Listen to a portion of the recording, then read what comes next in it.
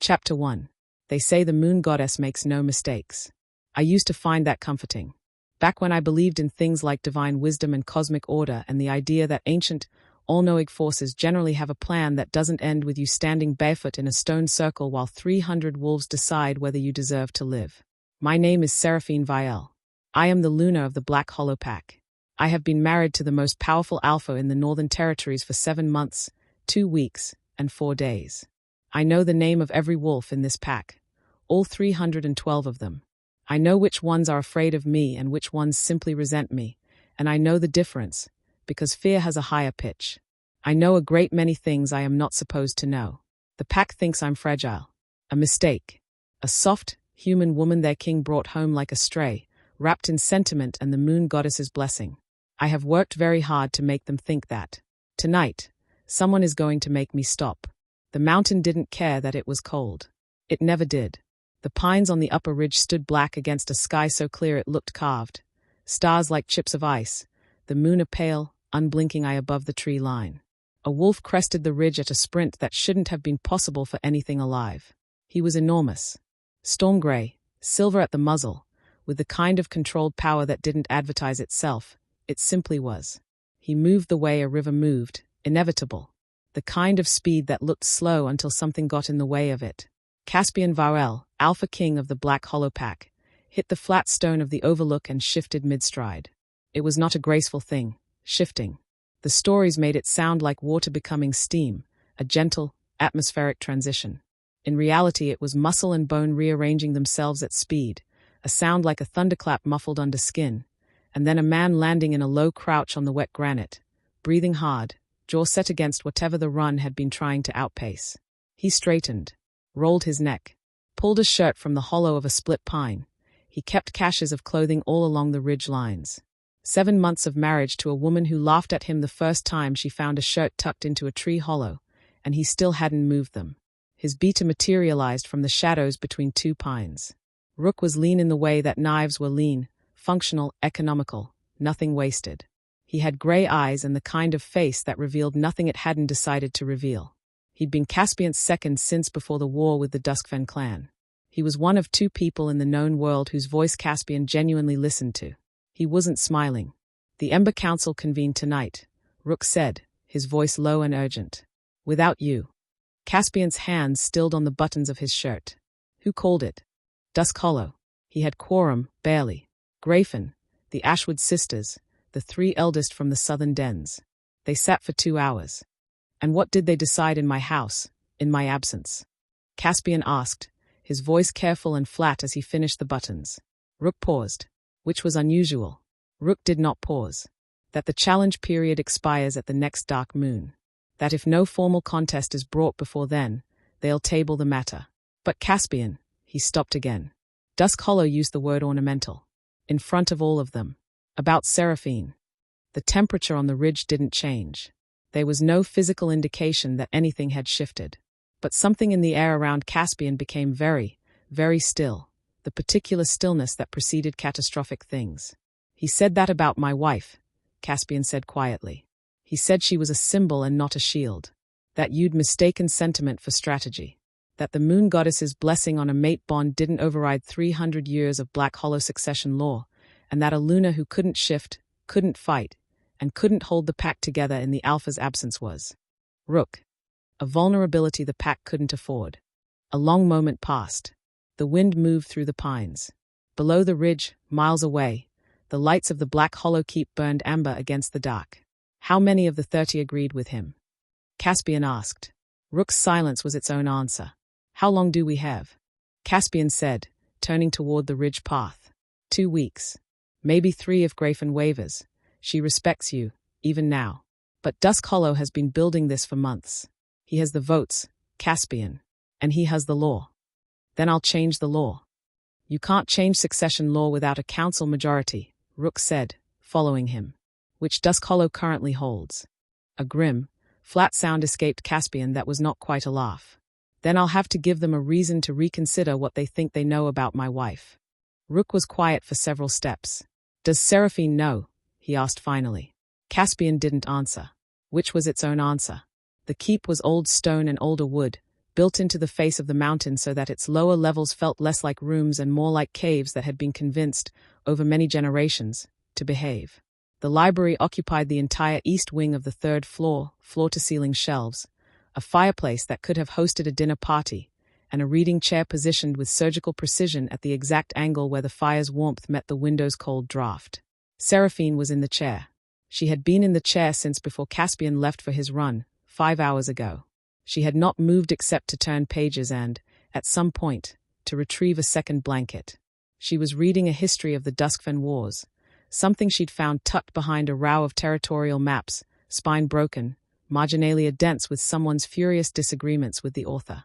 She'd been working through the Black Hollow archive systematically for 4 months. Nobody had noticed. The wolves who ran this library thought she was charmingly domesticated. A human woman, intimidated by pack politics, retreating into books. She was taking notes. She heard Caspian's footsteps on the front gate stones, a specific cadence, heavier on the left, a half-second longer than usual between each step. He was tired. He was also moving with the controlled deliberateness of someone carrying news they hadn't decided how to deliver. She heard Rook peel off toward the beta quarters. Heard the gate guards pulse slow as the Alpha's presence registered and the territorial anxiety released. Heard Caspian pause outside the library door. She turned a page. The door opened. "You should be asleep," he said, taking in the scene, the blankets, the fire, the book, the fact that she was clearly still awake at 3 in the morning. "Probably," she said, not looking up. "How was the run?" He came to stand beside her chair. She could feel the cold radiating off him, mountain air and pine resin and the particular electric quality that clung to him after a shift, like the atmosphere after lightning. "Long," he said. She turned another page. Then, after a beat, "The council met tonight." He went very still. She kept her eyes on the page. "How did you?" he started. "Elder Duskhollow's granddaughter has a den 2 wings over. She was awake until midnight. She talks in her sleep when she's agitated." Seraphine finally looked up at him. She used the word ornamental 3 times. The second and third time, she sounded like she was arguing with someone in a dream. "I hope she won." Caspian crouched down beside the chair. "I level with her." The firelight caught the amber in his grey irises. The Alpha's light, the wolves called it. The color that came up in moments of strong emotion. "Seraphine," he said softly, "I know what they are planning. Then you know I won't let it happen." She looked at him for a long moment. Something moved across her face, not fear. Something older and more patient than fear. Something that knew how to wait. "You say that as though I'm the one who needs protecting," she said softly. "You're human. They are." "I know what they are, Caspian." She returned to her book. "I know what all of them are. I know Dusk Hollow has a bad knee from the Grafen skirmish and that Elder Marin is terrified of running water and that the so-called immovable champion of the Ember Council, that enormous Scarron, sleeps with a rag doll his mother made him when he was 3 years old and he keeps it in a cedar box under his cot because he's embarrassed." Silence. "I pay attention, my love," she said very gently. "I have always paid attention. I just don't usually see a reason to say so." Caspian stared at her. She bookmarked her page. "Come to bed. You're cold, you're worried, and none of it will be different in the morning."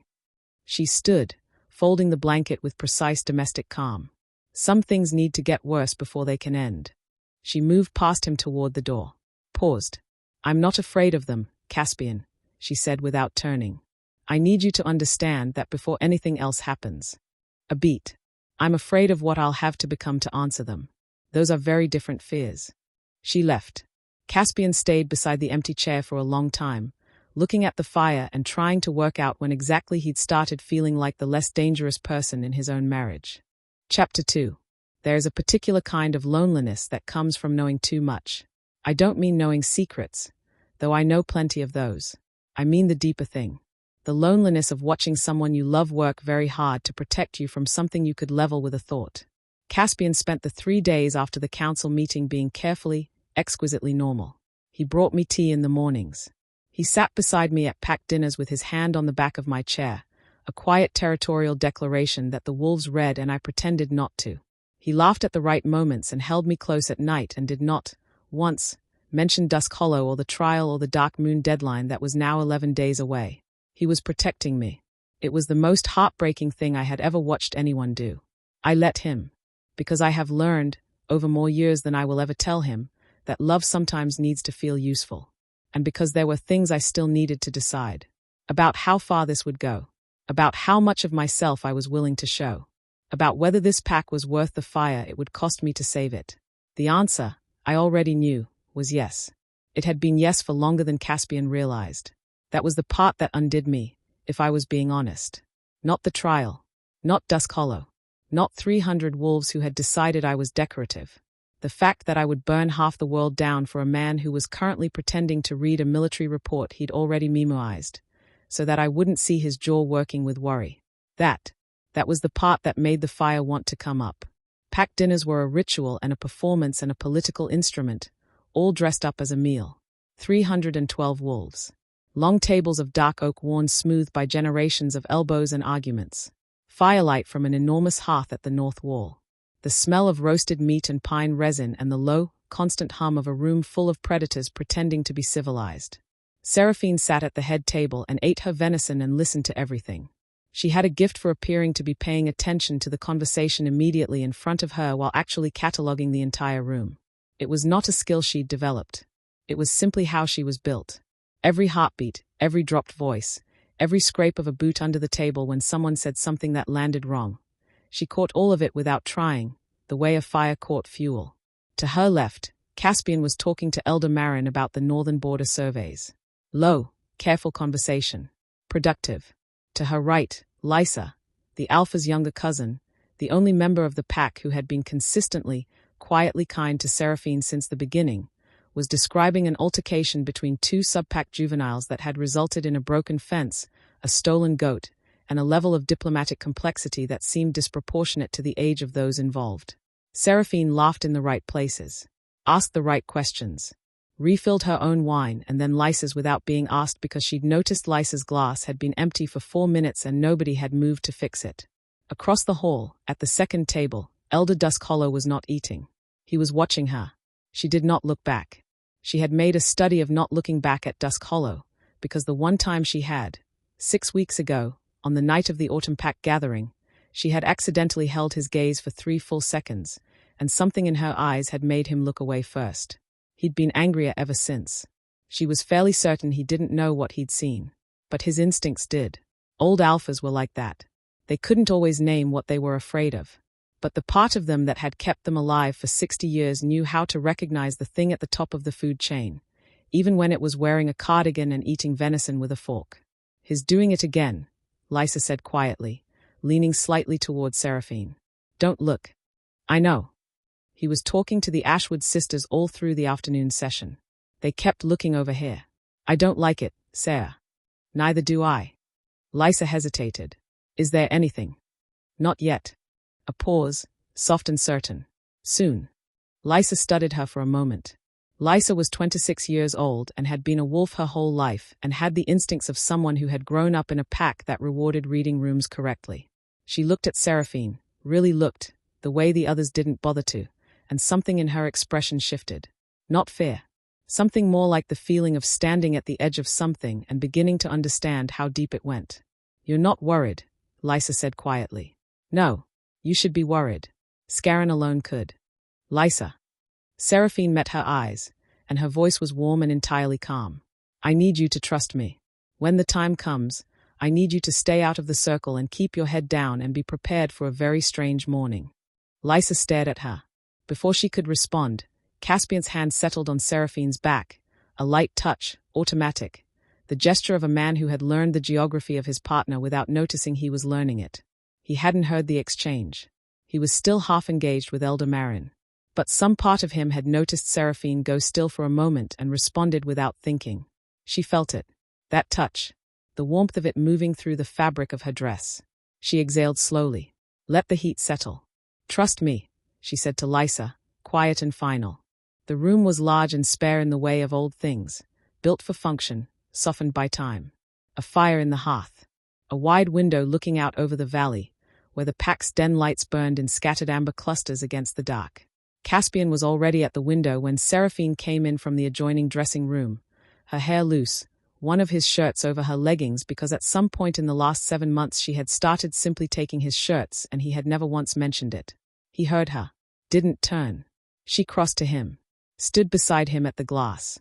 Below, the valley breathed. You've read the Eastern Survey 4 times today, she said. I read quickly. You read it twice before breakfast. I could hear the pages. A pause. You're not sleeping. I sleep, he said, still at the window. You lie very still and wait for morning. That's not the same thing. He turned his head. Looked at her in the firelight. This small, dark-haired woman who had somehow become the load-bearing wall of his interior life, and who was currently looking up at him with the expression of someone who knew exactly how he was doing and had decided to stop pretending otherwise. I don't want to lose you, he said. I know, she said quietly. Not just from the trial. Not just from Dusk Hollow. I mean, any of it. All the ways it could go wrong. I've been going through them. I know that too. Seraphine. Caspian. Tell me what to do. His voice was rough and direct, a man losing patience with his own restraint. She looked at him for a long moment. Then she turned from the window and crossed to the bed, pulling back the heavy quilt with the matter-of-fact efficiency of someone solving a simple problem. She sat on her side, drew her knees up, and looked at him across the room with the patience of something that had lived through centuries of winter. Come to bed. Sleep. In 9 days, everything will be different, and none of your plans will be the thing that changes it. That's not reassuring, he said, not moving. It's not meant to be reassuring. It's meant to be accurate. Come to bed. He came to bed. He lay on his back in the dark, staring at the ceiling, and she settled against his side with her head on his chest in the particular configuration they had arrived at sometime in the first month, the geometry of 2 people who fit each other in ways neither of them had entirely mapped yet. She could hear his heart. Fast, still, turning things over. She pressed her palm flat to his sternum. You want to know the thing I've never told anyone, she said, so quietly he almost missed it. He went very still. Yes. I've been alone for a very long time. Not lonely. Alone, it's different. Loneliness is a need. Aloneness is just a state. I'd been in that state so long I'd stopped noticing it. A beat. And then I met you. And I noticed. Another beat, and her voice was very careful. I noticed it was over. The room was quiet. Caspian's hand came up, covered hers where it lay on his chest. Pressed it there. A very long time, he said. How long is very long? A pause. Go to sleep, Caspian. He laughed, a low, quiet sound in the dark, surprised out of him. She felt the tension in his chest shift. Not disappear, but change shape. One day you're going to answer that question, he said. One day I will, she replied, already drifting. He was asleep within 12 minutes. She knew the exact moment, the specific deceleration of his heartbeat, the change in his breathing, the way the alpha's constant low-level vigilance finally powered down into something that was actually rest. She lay awake for another hour, not worrying. She was past worry. She was remembering, the way she always did before something ended, cataloguing the quiet parts, the ordinary parts, the unremarkable texture of a life she had built so carefully in this cool mountain keep. The library, the packed dinners, Lysa's laugh, the scratch of Caspian's handwriting in the territorial ledgers she wasn't supposed to have read. His hand on her back without thinking. The shirts. She pressed her face briefly against his shoulder. 9 days. She would give him 8 more of the quiet. And then she would stop being patient. She heard the delegation before she turned the corner. 6 of them. Dusk Hollow's people. She'd catalogued their individual heartbeats months ago. Their pulses were elevated, which meant this wasn't coincidence. They'd positioned themselves here deliberately. They'd been waiting for her morning walk. She turned the corner with her book under her arm and her tea in hand, and walked directly into Elder Vorik, Dusk Hollow's second, and 5 wolves she recognized from the trial preparation meetings that Dusk Hollow thought were private. They weren't private. She could hear through stone. Luna Seraphine, Vorik said, with the careful tone of a man who had rehearsed this. A word. Good morning, Elder Vorik, she replied pleasantly. The council has finalized the terms of the trial of worth. I've been asked to deliver formal notice, as is required by Black Hollow Succession Law, Article 7, Subclause 3, she said. The Luna must be given formal notice no fewer than 48 hours prior to trial commencement, in the presence of at least 2 witnesses. Yes. She took a sip of her tea. I've been reading the archive. It's a very thorough collection. When is the trial scheduled? Vorik blinked, recovering. Dawn. Day after tomorrow. The proving ground. And Scarron is your champion. Another beat of silence. Scarron was their undisclosed choice. They had told no one outside the inner council. He has a bad knee, she said mildly. You might want to have someone look at that before you send him into a trial. It would be embarrassing for the council if their champion injured himself in the circle. She stepped around Vorik. Continued down the corridor. Thank you for the formal notice, Elder, she said without turning. I'll be there. She rounded the next corner. Alone in the corridor, she stopped. She let out a slow breath. Set her tea against the wall. Pressed one hand flat to the cold stone. Beneath her palm, the rock warmed immediately. A thin thread of amber light traced the length of her fingers. Just for a moment. Barely a flicker. She lifted her hand. Looked at it. Flexed her fingers once. All right. 2 days. She picked up her tea and walked back to the library. She had notes to finish. Chapter 3. I have stood in throne rooms that made this great hall look like a storage cupboard. I have watched empires argue over succession in languages that no longer exist. I have seen challenges declared with swords and fire and the kind of formal cruelty that dresses itself in procedure so it doesn't have to look at what it actually is. I know what a room smells like when it has already decided. This one decided 3 weeks ago. Dusk Hollow simply needed a stage. What he doesn't know, what none of them know, is that I have been in rooms like this before. Many times. In many centuries. And the thing about a room that has already decided is that it has also already stopped paying attention. It stopped wondering. It stopped asking what it might have missed. That is always the mistake. That is always how it ends. They came for her at the dinner hour. Not literally. No one came to the door. No one issued a summons in writing. It was more elegant than that. More wolf. An hour before the evening meal, the keep began to empty in a particular direction, the way water found a drain, quietly, collectively, without announcement. Wolves drifting toward the great hall with the rehearsed casualness of an audience taking their seats before a performance they'd all agreed to pretend was spontaneous. Seraphine watched it happen from the library window. Lysa appeared in the doorway, jaw tight. They are gathering. I know. It's not a meal. They've pulled the formal table configuration, the half-circle. That's the council arrangement. He's calling a formal session during dinner so it looks organic. Dusk Hollow is thorough, Seraphine said, closing her book. I'll give him that. Sarah. Lysa crossed the room, lowering her voice even though they were alone. Whatever you're planning, whatever that thing was you said, about a strange morning, about staying out of the circle, I need you to tell me you know what you're doing. Seraphine studied her. Lysa's heartbeat was elevated but controlled. Her jaw was set. She was afraid, but she was the kind of person who walked toward what she was afraid of, which Seraphine had always respected. I know exactly what I'm doing, Seraphine said. How? How can you? Because I've done it before, she said simply. Lysa stared at her. Seraphine stood. Smoothed her dress, something dark and simple, nothing that announced itself. She picked up her tea. Looked around the library once, with the unhurried attention of someone memoizing a room they were fond of. Walk with me, she said. The Great Mead Hall was the oldest room in the keep. The ceiling was cathedral height, built from timber so old it had gone black and dense as iron. The fireplace at the north wall was large enough to park a carriage in. Trophy mounts and territorial banners lined the upper walls, the accumulated declarations of 7 generations of Black Hollow alphas. It held, tonight, the entire pack. 312 wolves. The high table reconfigured in the formal half-circle. Elder Dusk Hollow stood at the center of the arc. He was a large man made larger by age the way certain things were, denser, heavier, more load-bearing. 70 years old and still carrying the physical authority of the alpha he'd been before he stepped back into the Elder Council. Silver hair, dark eyes, a face that had been handsome once and was now simply formidable. He watched Seraphine walk in with the expression of a man who had been waiting for this moment for 7 months and had decided to enjoy it. Caspian was already at the head of the room. He'd been pulled from his afternoon session 20 minutes ago by Rook, who had read the situation correctly and gotten his alpha dressed and in position before the room filled.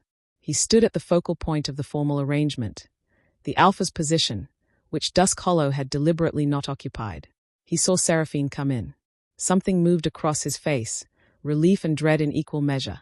The expression of a man who had hoped she wouldn't come and had known she would. She found his eyes. Held them for exactly 2 seconds.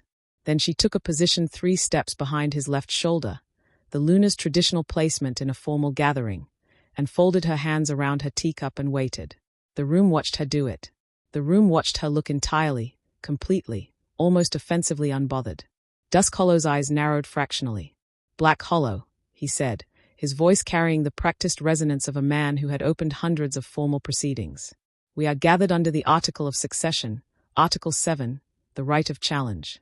Called in the interest of pack strength, pack continuity, and the foundational laws our ancestors bled to establish." The hall was very quiet. The fire crackled. "An alpha's mate is not a personal preference," he continued. "The Luna is a structural pillar of pack governance.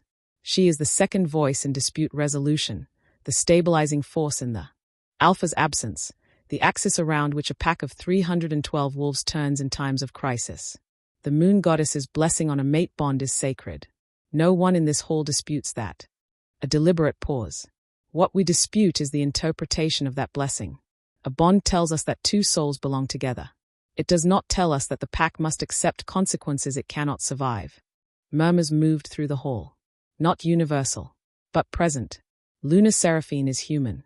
She cannot shift. She cannot track. She cannot hold the alpha line in Caspian's absence. She cannot perform the binding rites, the territorial declarations, the physical challenges that a Luna must be capable of meeting. She is. Choose your next word carefully. Dusk Hollow. Caspian's voice was controlled in the way of something that was choosing, actively and continuously, not to be otherwise. A beat. "She is unsuited to the role she holds," Dusk Hollow said. He turned to the full arc of elders. "Under Article 7, I formally call the trial of worth. The Luna's right to stand beside the Alpha King of Black Hollow must be tested in the proving ground by the old rites. If she can answer the challenge, she keeps her title. If she cannot, she is human," Caspian said tightly. "You are proposing to put my wife in a physical trial against a pack champion. You are proposing to. I am proposing to follow the law of this pack. The same law that made you alpha. The same law that every wolf in this room has lived under since birth. The law does not have an exception for sentiment, my king. Even yours." The words "my king" landed with the specific weight of a formality that had been stripped of its warmth. A title offered as a reminder of limits. Caspian's jaw worked. Rook, at his right side, was absolutely motionless, the stillness of a man doing complicated calculations very quickly. "I call the vote," Dusk Hollow said. The elders voted with their hands. Dusk Hollow first, then the Ashwood sisters, then Grayfen, who paused for 3 seconds that felt like a geological age before she raised her hand, and who did not look at Caspian when she did. 22 in favor, 8 against. The vote sat in the room like a stone dropped in still water. Rings spreading. Elder Marin read formally from the succession text. "The trial of worth is called under the laws of Black Hollow.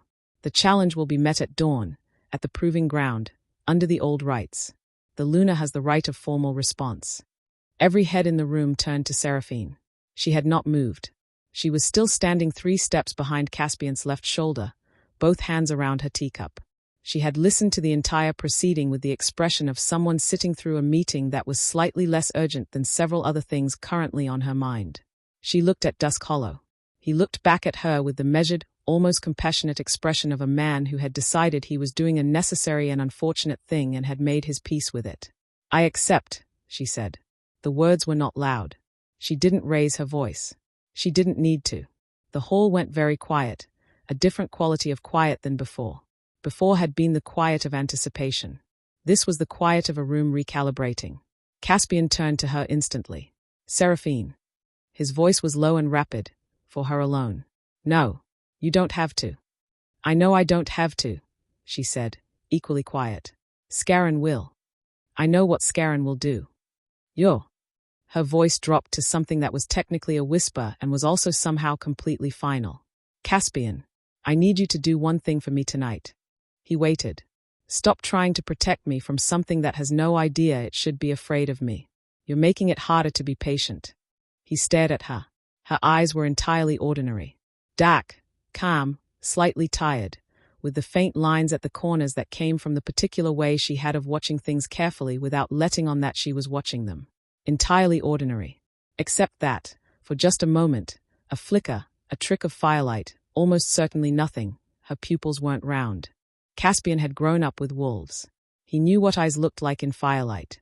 He knew every variation of the alpha glow, every expression of heightened wolf instinct in an iris. He did not know what he had just seen. "I accept the trial," she said, turning back to the hall. "Dawn tomorrow. I'll be at the proving ground." Then, to Dusk Hollow directly, across the full length of the hall. "I assume Scarron's knee will hold." Dusk Hollow froze. Seraphine set her empty teacup on the edge of the nearest table with a small, definitive click. "Thank you for the formal proceeding, Elder. Very thorough." She turned and walked back toward the library. The crowd parted without quite deciding to. The door closed behind her. The hall remained very quiet for a long moment. Then, from somewhere in the middle of the crowd, not from anyone important, not from an elder or a warrior, but from one of the mid-pack hunters who had been standing near the back and had seen Seraphine's eyes catch the light wrong, a sound. Not quite a word. Not quite a growl. Something older than both. Dusk Hollow heard it. Looked for its source. Couldn't find it. His certainty, which had been absolute and load-bearing all evening, developed, for the first time, a hairline fracture. He ignored it. He was too old and too committed to stop now. He would regret that in approximately 9 hours. She was back in the chair. Different book this time. Something very old, bound in a material that wasn't quite leather, with text in a script that predated the pack histories by several centuries. She'd had it at the bottom of her personal trunk since she arrived. She'd been waiting until she needed to remember certain things. She supposed she needed to remember them now. Caspian found her there an hour after the gathering dispersed. He stood in the doorway, looked at her, looked at the book. "What language is that?" he asked. "An old one," she said, not looking up. "Can you read it?" "Yes. A bit. I wrote some of it." Silence. She turned a page. "Seraphine," he said, coming into the room and sitting in the chair across from her. "I know you have questions. I have a significant number of questions." She finally looked up. "Ask me one. I'll answer it honestly. Then go to sleep, because tomorrow you're going to need to be very steady, and you won't be steady if you're tired." Caspian looked at her for a long moment. The firelight. The ancient book. The woman who had walked into a room of 300 wolves, accepted a death sentence with 2 words and a steady pulse, and then asked after a man's bad knee on her way out. "Are you going to be all right?" he asked. She considered him. His face. The way he was holding himself. The carefully maintained stillness of a man managing terror through posture. She set the book aside, reached across the small table between their chairs, put her hand over his. Her palm was warm, much warmer than the room. "I have never, in all the time I have existed, been in danger from anything that walks on this earth," she said, and her voice was entirely, simply truthful. He looked at her hand, looked at her face. "All the time you have existed," he repeated slowly. "Go to sleep, Caspian. You're going to explain everything. After. All of it," he said quietly, not letting go of her hand. "After. Yes. All of it. Promise me." She looked at him. Something in her expression shifted. The long patience of it, the careful distance she maintained between what she was and what she showed, relaxing by 1 degree. Just one. Like a door opening a crack and letting the heat through. "I promise," she said. He held her hand for a long time in the firelight. Neither of them slept much. But when the darkness began its slow retreat toward a gray, cold dawn, and the keep stirred around them with the specific tension of a pack that had stayed up too late deciding things, Seraphine closed her ancient book, set it on the shelf, and went to put her boots on. She was ready. She had been ready for 2,000 years. She'd simply been waiting for a morning worth being ready for. Chapter 4. I want to tell you something about power. Not the kind that comes from rank or bloodline or the number of wolves who will answer when you call. Not the political kind. Not the inherited kind. The real kind. The kind that has no origin story because it predates the concept of origin. The kind that simply is, the way gravity simply is, the way the dark at the bottom of the ocean simply is, not because something made it, but because the world required it and so it existed. I have carried that kind of power for longer than this mountain has been a mountain. I want to tell you what it costs. Not in the dramatic sense. Not the way stories tell it, the protagonist crumbling, the sacrifice, the noble price extracted by a universe that demands balance. That's not what I mean. I mean the quieter cost. The way you learn, after the first few centuries, to hold yourself very still, to breathe shallowly, to To keep the warmth banked so low that the room around you stays at a reasonable temperature and no one asks questions. The way you learn to be careful with everything, every gesture, every word, every moment of genuine feeling, because you have learned, at great and irreversible cost, what happens when you stop being careful. I have been careful for 800 years. I was not careful last night, when Caspian held my hand in the firelight and asked me to promise him something. I felt the heat move in my chest. The old, banked thing, stirring. I have been not careful for 7 months, if I am being precise. Since the morning I met a grey-eyed alpha who looked at me the way people look at things they don't yet have words for. Not with hunger, not with calculation, but with the particular attention of someone who suspects they are standing in the presence of something important and wants to understand it before they reach for it. No one had looked at me that way in a very long time. It made me careless. Beautifully, dangerously careless. This morning, on a stone circle at dawn, surrounded by 300 wolves who think I am going to die, I am going to let myself be careless one more time. Not for them. For him. For the man standing at the edge of the circle right now, holding himself together with both hands, believing, completely, devastatingly, that he is about to watch me die. I am going to fix that. And then I am going to have some very large explanations to make. The proving ground sat at the base of the mountain's first shoulder, a circle of ancient granite, 40 feet across, ringed by standing stones that predated the pack by several centuries. The carvings on those stones were not black hollow work. Seraphine knew who had made them. She had been there when 3 of them were placed. She did not mention this. The dawn came in cold and colorless, the sky the particular pale gray of old iron, the air carrying the bite of coming frost. The pines on the upper ridge stood motionless. No wind. The mountain, holding its breath. 312 wolves had come to watch. They arranged themselves in rings outside the standing stones, not because anyone had directed them to, but because the pack instinct for hierarchy was so deeply written into them that they assembled in order without thinking, the way birds turned. Elders at the inner ring. Warriors behind. Subpack further back. Juveniles at the very edge, several of whom had climbed the lower standing stones for a better view and had not been told to get down. At the head of the gathering, Elder Marin stood with the succession text. Formal. Grim. Scarron was already in the circle. Seraphine had observed him at pack dinners for 7 months.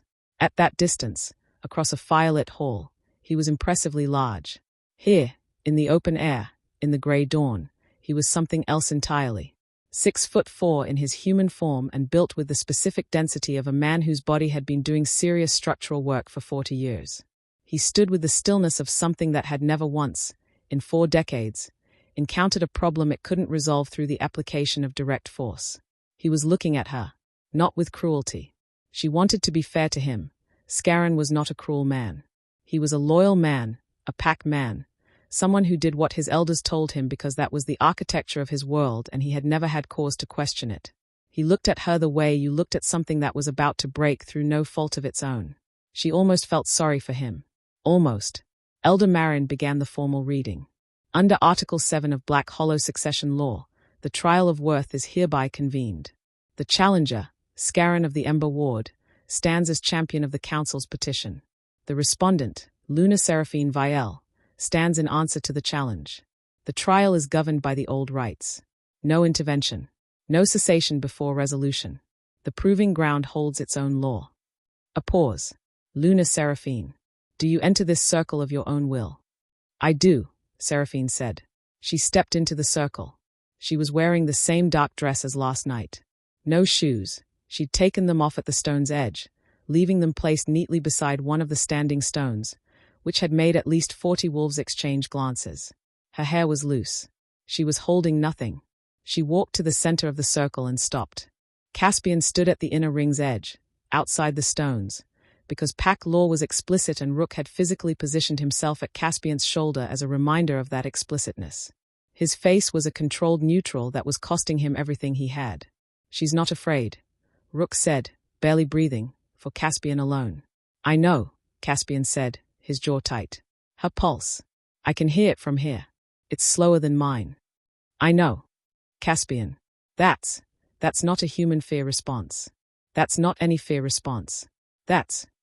I know, Rook. Rook went quiet. Elder Marin completed the formal rite. The trial begins at first light. The ground keeps its own judgment. The first true light of dawn broke over the eastern ridge. Scarron shifted. It happened fast, faster than most wolves of his size, which was part of why Dusk Hollow had chosen him. The shift rolled through him like a wave breaking, and where a large man had been standing, there was now something that occupied a fundamentally different category. The wolf was enormous. Red-brown, almost auburn in the morning light, with a scar that ran from his left ear across his muzzle and disappeared into the dense fur of his chest. He was the height of a draft horse at the shoulder. His paws, planted in the granite of the proving ground, left visible impressions in the stone. He opened his mouth. The sound that came out was not a howl. It was older than a howl. It was the sound a wolf made when it was informing the surrounding landscape that the surrounding landscape was now its property. Several of the juveniles on the standing stones climbed down. Scarron's eyes found Seraphine. Fixed. Locked. He was a good champion. He did not savor this. He simply lowered his head, gathered himself, and charged. 80 kilograms of apex predator. Full sprint across 40 feet of open granite. Aimed at a small woman's throat with the precision of 4 decades of combat experience. He was across the circle in 2 seconds. 2 seconds. Seraphine did not move. Not back. Not sideways. Not into any kind of defensive posture. She stood with her weight balanced and her hands loose at her sides, and she watched Scarron come with the interested attention of someone watching weather approach from a distance. Not because they couldn't get out of the way, but because they didn't need to. Scarron hit her, and the world made a sound it had no name for. Not a crack. Not a crash. Something between a thunderclap and a chord, a sound with resonance in it, a sound that seemed to arrive from everywhere simultaneously, that seemed to come from the stone beneath their feet and the air above their heads, and the specific frequency of the universe being briefly reminded of something it had filed away. The packed wolves stumbled back. Not from wind. From the pressure wave of whatever that sound was, moving outward from the center of the circle in a ring. Scarron had not moved Seraphine. Seraphine had not moved. She was standing exactly where she had been standing. Her hand was closed around Scarron's muzzle. One hand, 5 fingers, holding 80 kilograms of charging wolf absolutely still, and the granite beneath her bare feet had not cracked. It had compressed. A visible ring of displaced stone spread from the balls of her feet outward. Not cracks, not fractures, but the smooth compression of rock under a weight that the rock had not been warned about. As if something had pushed down through her and into the earth, and the earth had moved aside to accommodate it. Scarron made a sound into her closed hand. He was trying to pull back, trying to disengage, to get his feet under him, to use his weight and leverage to break her grip. Nothing happened. She was holding him the way a mountain held its shape, not through effort, but through the simple, non-negotiable fact of what she was. The air changed. Not cold. Not this time. Hot. Not the ordinary heat of fire or friction or exertion. The dry, ancient, memory heat of something that had been burning since before the first wolf understood the concept of warmth. It rolled outward from Seraphine in a wave that had no smoke in it, no flicker, just heat, pressing against exposed skin like the open door of a kill, making the frost on the surrounding stones hiss and vanish. Ash began to rise from the granite at her feet. Not falling. Rising. Lifting upward in slow, spiraling threads, as if gravity in her immediate vicinity had decided to renegotiate its terms. Seraphine looked at Scarron. He looked back at her. His pupils, which should have been wide and fixed and aggressive, the eyes of a predator locked on prey, were doing something else. Something that happened to wolves sometimes when they encountered a thing their instincts could not categorize as prey or predator or rival because it was older than those categories, because it existed prior to the development of those categories, because it was, in some fundamental sense, the reason those categories had developed at all. He was trying to make himself very, very small. Down, Seraphine said. Not a word. A condition of the physical world, stated aloud. Scarron's legs folded. Not because she pushed him, she didn't push him. The weight of that word found the base of his spine and pressed, and his legs simply accepted the new information about what position they were going to be in. He hit the granite on all fours. His head dropped. His ears flattened against his skull. In 40 years of combat, Scarron of the Ember Ward had never submitted to anything. He was submitting now. Not to her strength. Strength he would have fought. He would have kept fighting through broken bones and torn muscle and sheer blood-minded refusal to acknowledge that something was stronger. He was submitting to the realization that he was not in the same conversation he'd thought he was in. that he had walked into a room expecting a specific kind of room and found something with no walls at all, and all the techniques he had for rooms were useless here. Seraphine released him. She straightened, turned. The pack was silent with the specific silence of 312 wolves who had stopped breathing at the same moment without coordinating it. Her hair was moving in something that was not wind, lifting and turning in that internal current, and threaded through the dark strands were sparks. Not flame. Sparks, brief, ember, appearing and disappearing like stars that couldn't decide whether to commit. Her skin had not changed its shape, had not rippled with any transformation the wolves had a name for, but it was luminous in a way that had nothing to do with the dawn light. A deep amber glow, pulsing slowly under the surface, like heat light through amber glass, like the last color the world goes before a fire burns its final hour. It was not threatening. It was worse than threatening. It was ancient. It was the particular quality of a thing that has seen every threat the world has ever produced and is no longer impressed by the category. Dusk Hollow, at the inner ring, had not moved.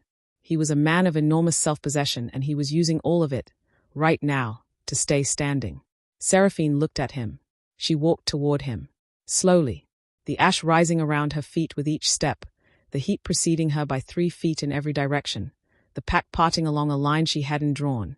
It simply appeared, wolves stepping back on both sides without instruction. The way a fire lane appeared in dry grass.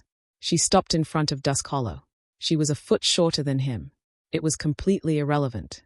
"You asked what I am," she said, and the layered quality of her voice was fully present now, not 2 voices, but many, or one voice with the depth of many, a voice that had spoken in languages that no longer had speakers. It was not a question. "You decided I was ornamental. A symbol without substance. A human woman your king had mistaken for something worth keeping." Dusk Hollow said nothing. His jaw was working. His hands, at his sides, had curled into fists, not aggression. The involuntary grip of a man trying to hold on to something. "I am the Ember Warden," she said. And the name, spoken aloud in that voice on this ground, did something to the air around them, a resonance, a recognition, as if the standing stones had heard it and remembered. "I was burning before the first of your ancestors understood that the howling they heard at night was coming from inside themselves. The moon goddess you pray to, I know her. I knew her when she was something smaller, something younger. She did not give me to your king as a gift." A beat, and her voice dropped to a register that somehow carried further, not less. She waited. 2,000 years. For a man whose soul was large enough to stand next to mine without being consumed by the proximity. She found one. She leaned very slightly toward Dusk Hollow. She found him here. Dusk Hollow's knees bent. He did not choose this. The choice was made by something below the level of choice, the same old instinct that had kept him alive for 70 years, which was finally, definitively, correctly identifying what it was standing in front of, and responding accordingly. He went down. And then, in the way of dominoes and tide and the particular social physics of a pack that had just watched its most formidable elder submit, the rest of the Black Hollow pack went down too. Not all at once. Not uniformly. A few of the senior warriors held for a moment, pride, or confusion, or the simple mammalian difficulty of overriding 7 decades of conditioning. But one by one, row by row, like something complex simplifying itself to its essential truth, 312 wolves knelt on the frost-cold ground of the proving ground. Seraphine stood in the center of it and breathed. The heat did not diminish. The ash continued its slow upward drift. The sparks moved through her hair like ideas. She turned. Caspian was at the edge of the circle. He had not knelt. Not because he wasn't feeling it. She could see it on him, the pressure of that ancient weight, the way it moved through him.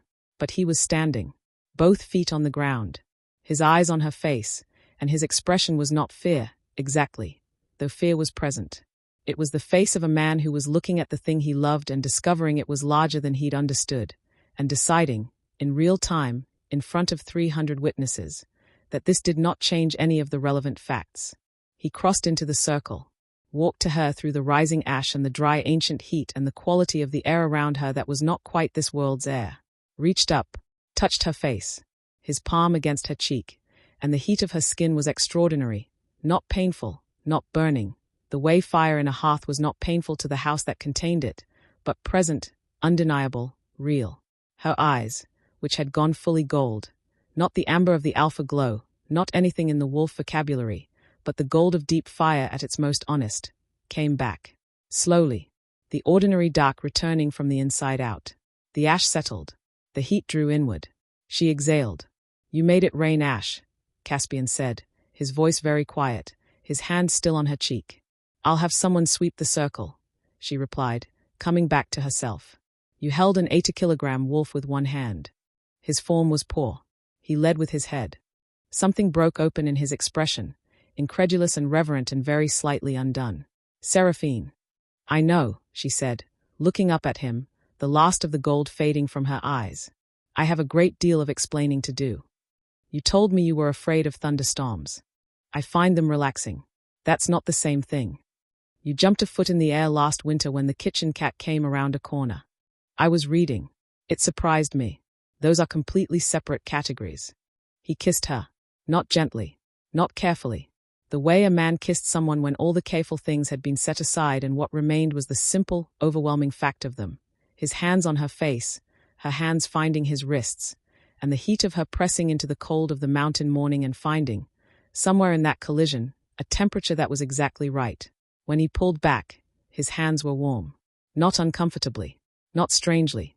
Simply warm, as if something had decided they should be. "An ancient cosmic fire entity," he said, his forehead against hers. "In my library, drinking my tea, stealing my shirts. Your shirts are very soft. For 7 months. I liked being ordinary for a while," she said quietly. "I haven't been ordinary since before ordinary was a concept, really. I'd forgotten what it felt like to have a Tuesday. A beat. I liked our Tuesdays, Caspian." He made a sound, something between a laugh and something else, something that didn't have a clean name. He pulled her close, his arms around her, his chin at the crown of her head. "You have a lot of explaining to do," he said. "I know," she said, her face against his chest. "Everything. All of it. Starting with how old you actually are. Starting with that might be a mistake. Seraphine. After breakfast. I'll explain everything after breakfast. I'm hungry. Cosmic revelations are exhausting and I haven't eaten since yesterday. After breakfast. All of it," he said, quiet and fierce and final. "After breakfast. All of it. I promise." The pack was still kneeling. Nobody had told them they could stop. Rook, who had been still as stone for the last 4 minutes processing things that were going to require significant reorganization of his entire worldview, cleared his throat. "My king," he said carefully. "Rook," Caspian replied, not letting go of Seraphine. "The pack is. Tell them to get up. On your feet," Rook said to the assembled wolves. "The trial is concluded." The pack rose. Slowly, in the particular way of people getting up from a position they hadn't entirely chosen, testing their legs, looking at each other for confirmation of what they'd all just witnessed. Dusk Hollow was on his feet. He stood straight, which Seraphine respected. He was looking at her across the circle with the expression of a man who had been wrong in a way that was large enough that processing it would take some time. She met his eyes. He inclined his head. Small. Stiff. The acknowledgement of a man who had been shown something he couldn't argue with, from a woman he owed a considerable apology. She nodded back. Even. Later, she would find him in the East Corridor, and she would have a conversation with him that no one else heard. And after that conversation, Dusk Hollow would become one of the most quietly, immovably loyal members of her council. Not from fear. From the specific, profound respect of a man who understood he had been wrong and was large enough to reckon with that. But that was later. Right now, a scout was crashing through the outer ring of the pack with mud on his boots and terror on his face and news that was going to make breakfast considerably later than planned. Chapter 5. I have given explanations before. Not many. In 2,000 years, the number of people I have trusted with the full weight of what I am can be counted without using both hands. Most of them are gone now, not because of anything dramatic, not because the truth destroyed them, but simply because time is the one thing I cannot hold still, and the people I love are always somewhere inside it, moving. That is the cost I mentioned. The quiet one. Not the power. Not the isolation. Not the centuries of careful stillness. The leaving. Every person I have ever loved has left. Not by choice, not with malice, but because that is what people do inside of time when you are a thing that exists largely outside of it. They live their lives with the particular completeness of beings who understand they are finite. And then they are gone, and I remain, and I bank the fire a little lower, and I wait for the world to become interesting again. I had decided, somewhere around the 14th century, that I was finished with the explaining, finished with the watching them go. It was not bitterness. I want to be precise about that. It was something more like the decision a traveler makes after enough bad roads, to stay somewhere comfortable and stop expecting the journey to change. And then a gray-eyed alpha looked at me across a crowded room 7 months ago, and my internal temperature went up 3 degrees without my permission, and I realized that I had made my decision in a temporary mood, and the universe was now presenting me with evidence of that. I am going to explain everything to Caspian this morning. I am going to tell him what I am, what I was, how long I have been, what I have seen. I am going to tell him about the leaving. And then I am going to watch his face while he decides what to do with it. I am not afraid of Scaran. I am not afraid of the Ember Council or Dusk Hollow or 300 wolves or the Ashvale Legion massing on the northern border. I am afraid of this. Of his face, in the next hour, when I tell him that loving me is a particular kind of brave. The private kitchen was not a grand room. It was a working room, stone floor, low beams, a cast iron range that had been burning continuously for 11 years, copper pots hung by size in descending order along the south wall. It smelled of wood smoke and rendered fat and the particular yeasty warmth of bread that had been rising since before dawn. Seraphine had made eggs. This was, she was aware, a mildly absurd thing to be doing 40 minutes after revealing herself to be a pre-divine fire entity in front of the entire Black Hollow pack. And yet the eggs needed making, and the bread on the range needed not burning, and the ordinary mechanical comfort of doing a small thing correctly was, at this particular moment, exactly what she required. Caspian sat at the kitchen table. He had not spoken since they'd left the proving ground. He'd walked with her through the keep, through corridors of wolves who had parted with a new quality of deference, something that was not quite fear and not quite reverence but occupied the territory between them, and he had come with her into the kitchen and sat down, and he had been sitting for 11 minutes now, watching her cook with the focused attention of a man who was using a simple visual task to anchor himself while he reorganized everything he knew. She set a plate in front of him.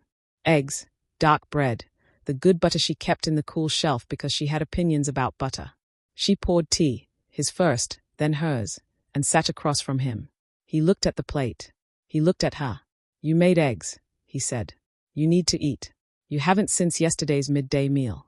Your hands have been running cold for 6 hours, which means your body has been redirecting resources to threat response, and the threat is resolved, so now you need fuel." She picked up her fork. "Also, I find cooking clarifying. I needed clarifying." He looked at the eggs with the expression of someone whose world had recently been substantially reorganized. The ancient fire entity finds cooking clarifying. "I've had a lot of time to develop coping mechanisms." He picked up his fork, ate a bite, looked at her across the table. "How old are you?" he said. "That is a more complicated question than it sounds," she replied, setting down her tea. "Seraphine. Old enough that the number isn't useful," she said quietly and directly. "Old enough that the mountain we're currently sitting inside is younger than some of the fires I've banked. Old enough that when I say I wrote parts of that text in the library, I mean I was present when the events described in it occurred, and I corrected the author's errors in the margins because they were annoying me." Silence. "The Duskfen Accord," he said. "The text you've had at the bottom of your trunk since you arrived." The author's name was Karen. He was brilliant and infuriating and chronically overconfident about his sources. I liked him very much. He's been gone for 1100 years. A beat. He never got the details of the third summit right. I tried to tell him. He thought I was making things up. Caspian ate another bite of egg.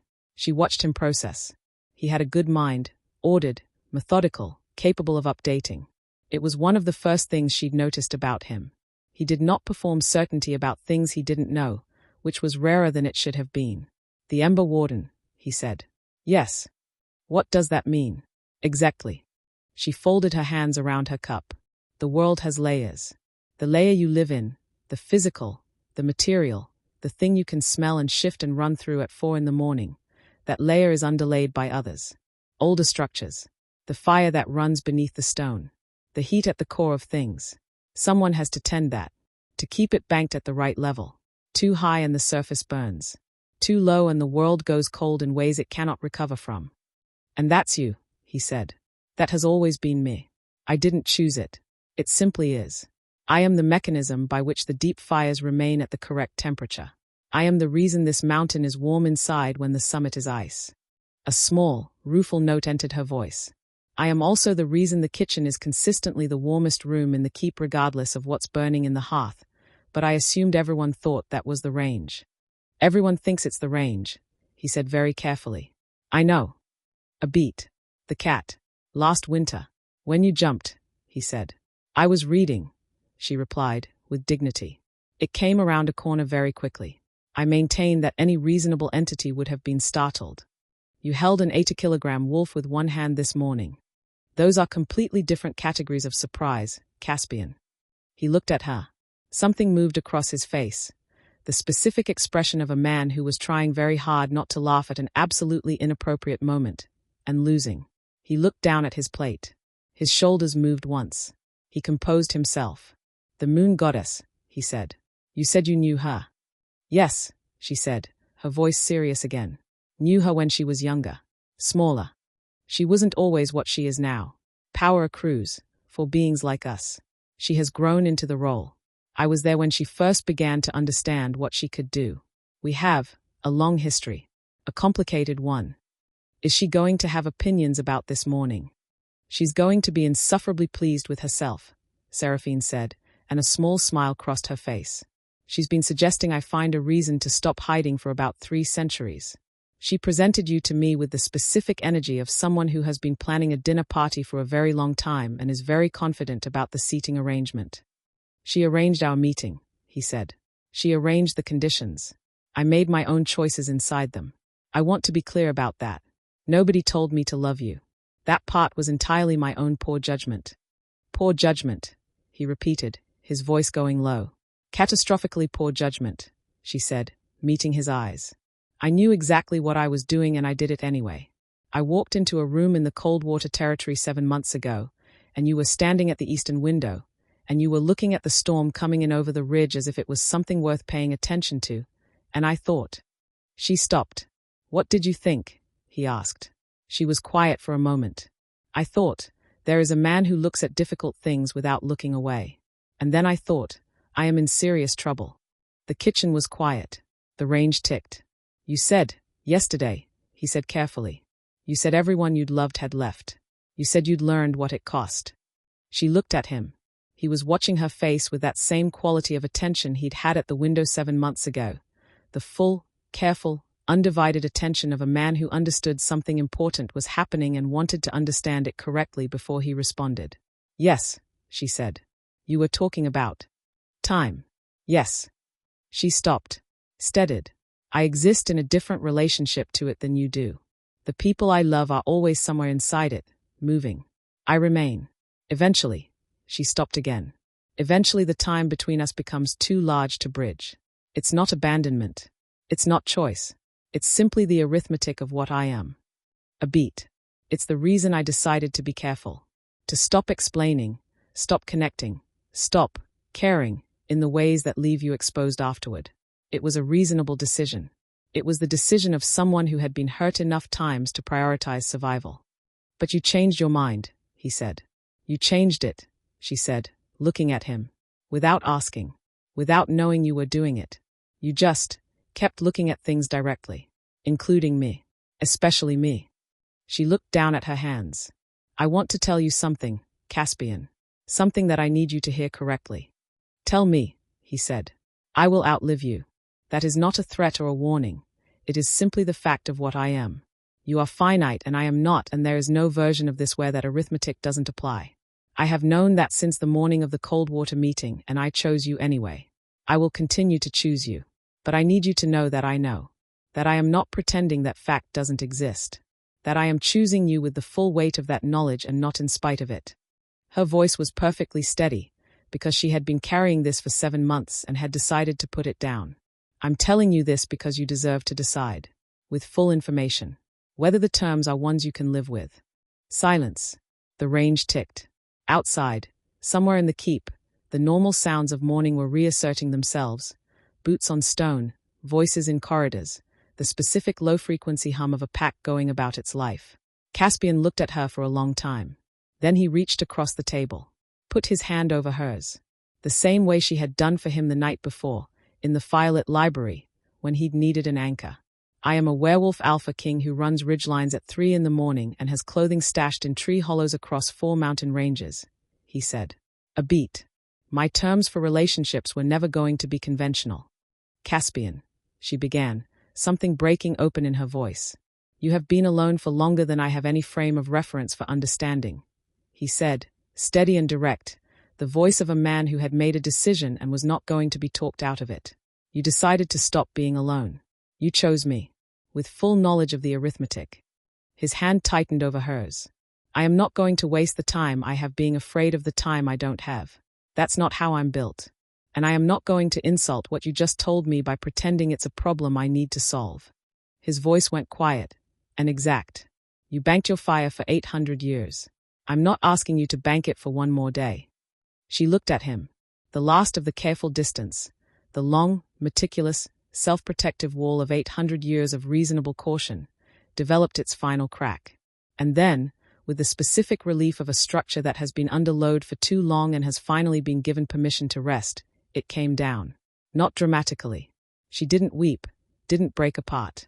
She simply exhaled, the way a fire exhaled when you gave it room. The temperature in the kitchen went up 4 degrees. Neither of them mentioned it. Dusk Hollow was waiting. Not aggressively. Not with the posture of a man who had a position to defend. He was standing in the corridor outside the council chamber, and when Seraphine came around the corner alone, he straightened. She stopped. They regarded each other. I owe you an apology, Luna Seraphine, he said, and his voice had a quality it hadn't had before, not softness, exactly, but the sound of something load-bearing being used for a different purpose. Yes, she said. He did not flinch at the directness. I assessed you without adequate information. I mistook restraint for absence. I saw what you showed me and I was too certain that what you showed me was all there was. A beat. I have been wrong before. Not often, in 70 years. Not like this. Why did you push so hard? She asked, studying him. Truly. Not the law. I know the law. You. He was quiet for a moment. A genuine pause, not a strategic one. The last Alpha King who bonded with a Luna he loved more than he feared losing her. It destroyed him. The pack nearly didn't survive it. I watched that happen when I was 22 years old. The love was real. The destruction was also real. He met her eyes. I was protecting the pack from a pattern I recognized. I did not have the information to understand that this pattern was different. You were doing your job, she said quietly. I was doing it badly. You were doing it with the information you had. I chose not to give you more. A beat. That is also on me, Elder. I kept myself invisible because I wanted the quiet. I did not consider that my invisibility would look like vulnerability to people whose job it is to protect against vulnerability. He looked at her. 70 years of sharp intelligence behind those dark eyes, recalibrating. What are you, exactly? He asked. If you're willing to say. The Ember Warden. The mechanism of the deep fires.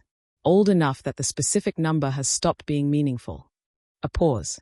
I am also the woman your Alpha King married, who finds your library inadequate in the Eastern History section and has been leaving annotated reading lists in the council chamber hoping someone would notice. Another beat. No one has noticed. I noticed, he said.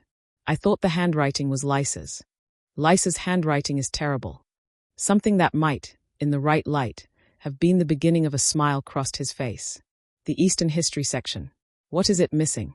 She looked at him. The corner of her mouth moved. Come to the library this afternoon, she said. Bring a notebook. I have opinions. The pack had assembled again in the great hall. Not at Caspian's summons, spontaneously, the way packs assembled when something had shifted in the air and the collective body needed to confirm, together, that it had shifted. Caspian stood at the head of the room. Seraphine stood beside him, not 3 steps behind, not at the Luna's traditional placement. Beside him, her shoulder at his arm. You saw this morning what our Luna is, Caspian said to the assembled pack. I won't ask you to explain it to yourselves. I can't explain it myself yet, and I've been married to her for 7 months. A murmur moved through the room, not laughter, but close. What I will tell you is this. The moon goddess gave me a mate whose soul is older than the language we're speaking right now. She gave this pack a Luna who has been tending the fires under this mountain since before the first black hollow wolf ran these ridges. She kept herself hidden because she wanted ordinary. She wanted Tuesdays. She wanted to eat dinner with us and read in the library and steal my shirts. Seraphine, beside him, did not react to this. She is done being hidden. And I am done pretending I am the only thing standing between this pack and what comes at it. He looked at the room. We are not a king and his fragile human wife. We never were. We are two people of equivalent and different power who have chosen each other. That is what the moon goddess built. That is what this pack has as its foundation. A beat. I need to know if this pack can stand on that foundation. The room was quiet. Then Rook, at Caspian's right side. Because he was Rook and he was pragmatic and he had processed 7 months of anomalous data in one morning and arrived at a conclusion. I can stand on it, he said. Lysa, from the middle of the pack, immediately. I've been standing on it. I've known something was different for 4 months. She told me the name of every wolf in the pack within 2 weeks of arriving. All 312. I thought she was just very good with names. A sound moved through the room. Not a word. Something older. One by one, the black hollow packs settled around the truth of what they had. The way packs settled around a new reality when the reality was clearly stronger than the alternative. Seraphine stood beside Caspian and felt the room change. Felt it in her specific way. The way she felt temperature and pressure and the particular quality of a space when the thing inside it decided to become something different. She felt the pack decide.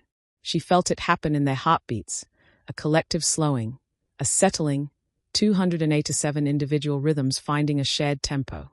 She pressed her hand briefly against Caspian's arm. He covered it with his. Neither of them looked at each other. They didn't need to.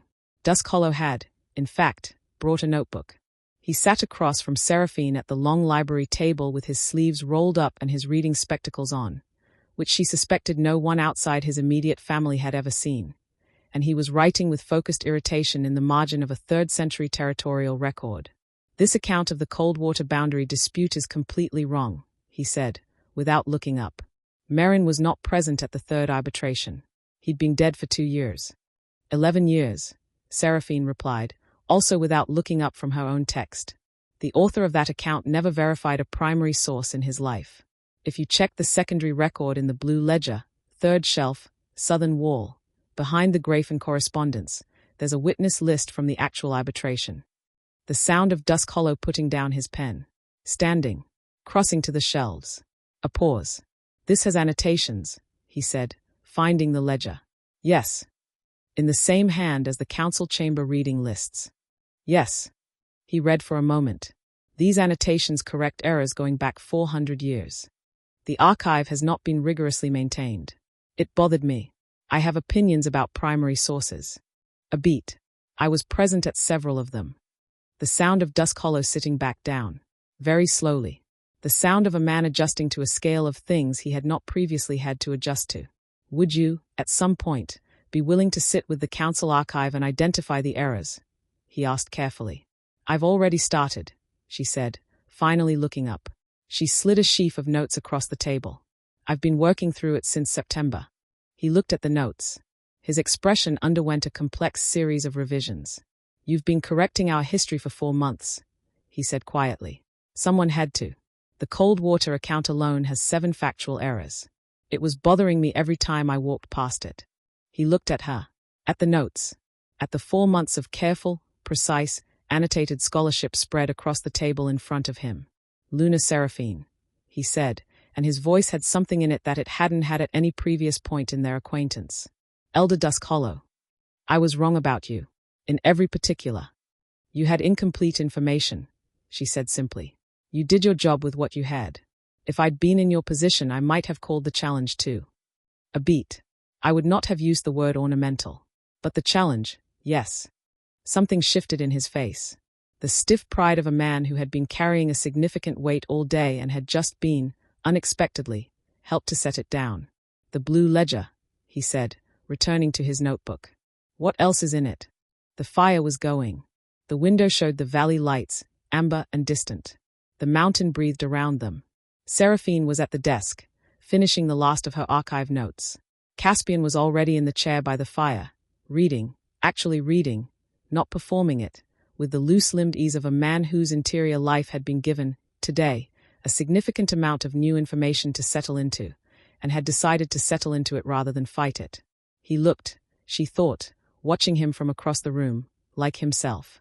The same as always. Gray-eyed, quiet, present, looking at things directly. She had been afraid, this morning, of his face. His face was entirely fine. Better than fine. She crossed the room, sat on the arm of his chair, a habit she'd developed sometime in the second month, when she'd stopped performing careful distance and started simply being where she wanted to be. He shifted automatically to accommodate her, his arm coming around her without looking up from his page. She looked at the fire. "How are you?" she asked. "Ask me again in a week," he said, turning a page. "I'm still reorganizing." Reasonable. Dusk Hollow. The library. What was that? He brought a notebook. He looked up. He brought a notebook. He has opinions about primary sources. We have more in common than either of us anticipated. His going to be useful. Caspian. He's spent 70 years learning the lore and the history of this pack because he loves it. That doesn't stop being true because he was wrong about me. "You're defending him," he said, looking at her. "I'm accurately assessing him. He was wrong. He knows it. He's reorganizing. That's the kind of person you want in a council." He looked at her for a long moment. "You're going to build something here," he said. "We're going to build something here," she replied, meeting his eyes. "That's the point. That's why I stayed. A beat. That's why I'm still staying." He pulled her down from the chair arm into the chair properly, an ungainly maneuver that they had performed enough times to have gotten reasonably good at, and she settled against him, her head on his shoulder, his chin against her hair. The fire burned. Outside, the mountain was quiet. Inside, the keep breathed around them, the specific, living breath of 312 wolves settling into a new version of their world. She could hear all of them. She always could. Quieter now. Slower. Settled. She closed her eyes. This was why she'd stopped being careful.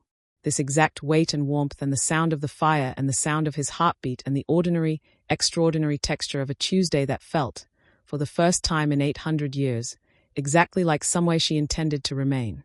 She was almost asleep when he spoke. "The shirts," he said very quietly, into her hair. "What about them?" she replied, not opening her eyes. "You can keep them." A beat. "All of them." She pressed her face against his shoulder. The temperature in the room, which had been running 3 degrees warmer than the fire could account for since September, held exactly where it was. Neither of them mentioned it. Chapter 6. I want to tell you something about war. Not strategy. Not tactics. Not the geometry of armies or the mathematics of supply lines or the particular psychology of men who have decided that something on the other side of a border belongs to them. The thing underneath all of that. I have seen every war this world has produced. I have watched empires rise on the bones of the ones before them, have watched the same arguments dressed in different languages, different flags, different gods called down to bless the same fundamental decision, that someone else's peace was an inconvenience to someone else's ambition. I have never intervened. Not because I couldn't. Because it was not my place. Because the world's affairs belong to the world, and I am a mechanism, not a ruler, and the difference between those things matters more than almost anything else I know. I have held that line for 2,000 years. Today, the Ashen Vael Legion is crossing the northern border of Black Hollow territory with 12,000 soldiers and siege equipment, and the specific confidence of an army that has never encountered a reason to doubt itself. They are about to encounter a reason. I want to be clear about something. What I am about to do, I am not doing because they threatened my pack. I am not doing it because they interrupted my morning, though they did, and I find that genuinely rude. I am doing it because Caspian Vael looked at me across a cold room 7 months ago and did not look away, and the life we are building in this mountain keep is worth the fire it will cost me to protect it. That is the whole of my reasoning. That is enough. The scout's name was Aldrich. He was 19 years old and had been running the northern perimeter since before dawn and had covered 11 miles of mountain terrain in wolf form to deliver news that was currently making his hands shake even in human skin. "My king," he said to Caspian, barely catching his breath. "The Ashen Vael Legion crossed the Greywood marker an hour ago. Full formation. Infantry front, cavalry flanking, siege towers on the eastern approach. We counted at least 12,000, my king. Maybe more. They are moving fast. They'll hit the valley floor by midday." Caspian's face did not change. This was a skill. The Alpha's specific, cultivated ability to receive catastrophic information without transmitting catastrophe back into the room. He processed. He assessed. He had been running border assessments on the Ashvale territories for 3 months because the intelligence had suggested something was coming. He had not anticipated 12,000. He looked at Rook. Rook, who had been standing in the doorway of the council chamber when Aldrich came in and who had, in the last 40 seconds, already mentally reorganized the pack's combat readiness, supply situation, and defensive geography, looked back at him. "We have 400 fighters," Rook said. 600 if we pull the subpack auxiliaries and the reserve dens. Against 12,000 trained. "I know the numbers, Rook." "The numbers are not good," Rook said carefully. "I know that too." He turned. Seraphine was standing at the window. She had been standing at the window since Aldrich came in. She was looking north, not at the valley, not at the visible ridge lines, but north in the way that she sometimes looked at things that weren't technically in the visible range, with the focused attention of someone reading information from a source other people didn't have access to. Her hands were very still at her sides. "How bad is it?" Caspian asked her, and his voice was careful in the way of a man who was recalibrating the scope of what he was asking. 12,400, she said, not turning. "The Eastern Cavalry is faster than your scout estimated. They've already passed the Greywood secondary marker. They'll be in position to cut the valley approach within 2 hours, not 3. A beat. Their commander is a man named Verith. He's done this before. 11 border campaigns in 20 years. He uses the cavalry to close the retreat and then compresses the defensive position from 3 sides simultaneously. It's effective. He has a very good record." Aldrich stared at her. Rook stared at her. "How do you know that?" Caspian asked steadily. "I can feel them moving. Through the ground. 12,000 soldiers create a specific vibration in the stone. I've been reading it since before Aldrich left the perimeter." She finally turned. "I let him run the 11 miles because he needed to be the one to deliver the news. It seemed important for morale." Aldrich made a sound that was not quite a word. "Get to the barracks," Caspian said to him. "Tell Commander Thorne, full mobilization, Northern Ridge defensive line, cavalry east. Tell her we move in 20 minutes. Then, to Rook, pull every fighter we have. I want the auxiliaries armed and in position at the valley entrance before the hour is out." "And the subpack?" Rook asked. "Shelter them in the lower keep. The juveniles, the elders, the non-combatants. Lock the lower gates and hold position." Rook was already moving. "Understood." He paused at the door. "Caspian, 400 against 12,000. "We're not going with 400, Rook." Rook looked at Seraphine. Seraphine was pulling her hair back with the brisk efficiency of someone who had done this before, not the careful arrangement of a woman preparing to be seen, but the functional preparation of someone who was about to need their hands free. She was also, Rook noticed, no longer wearing his alpha's shirt.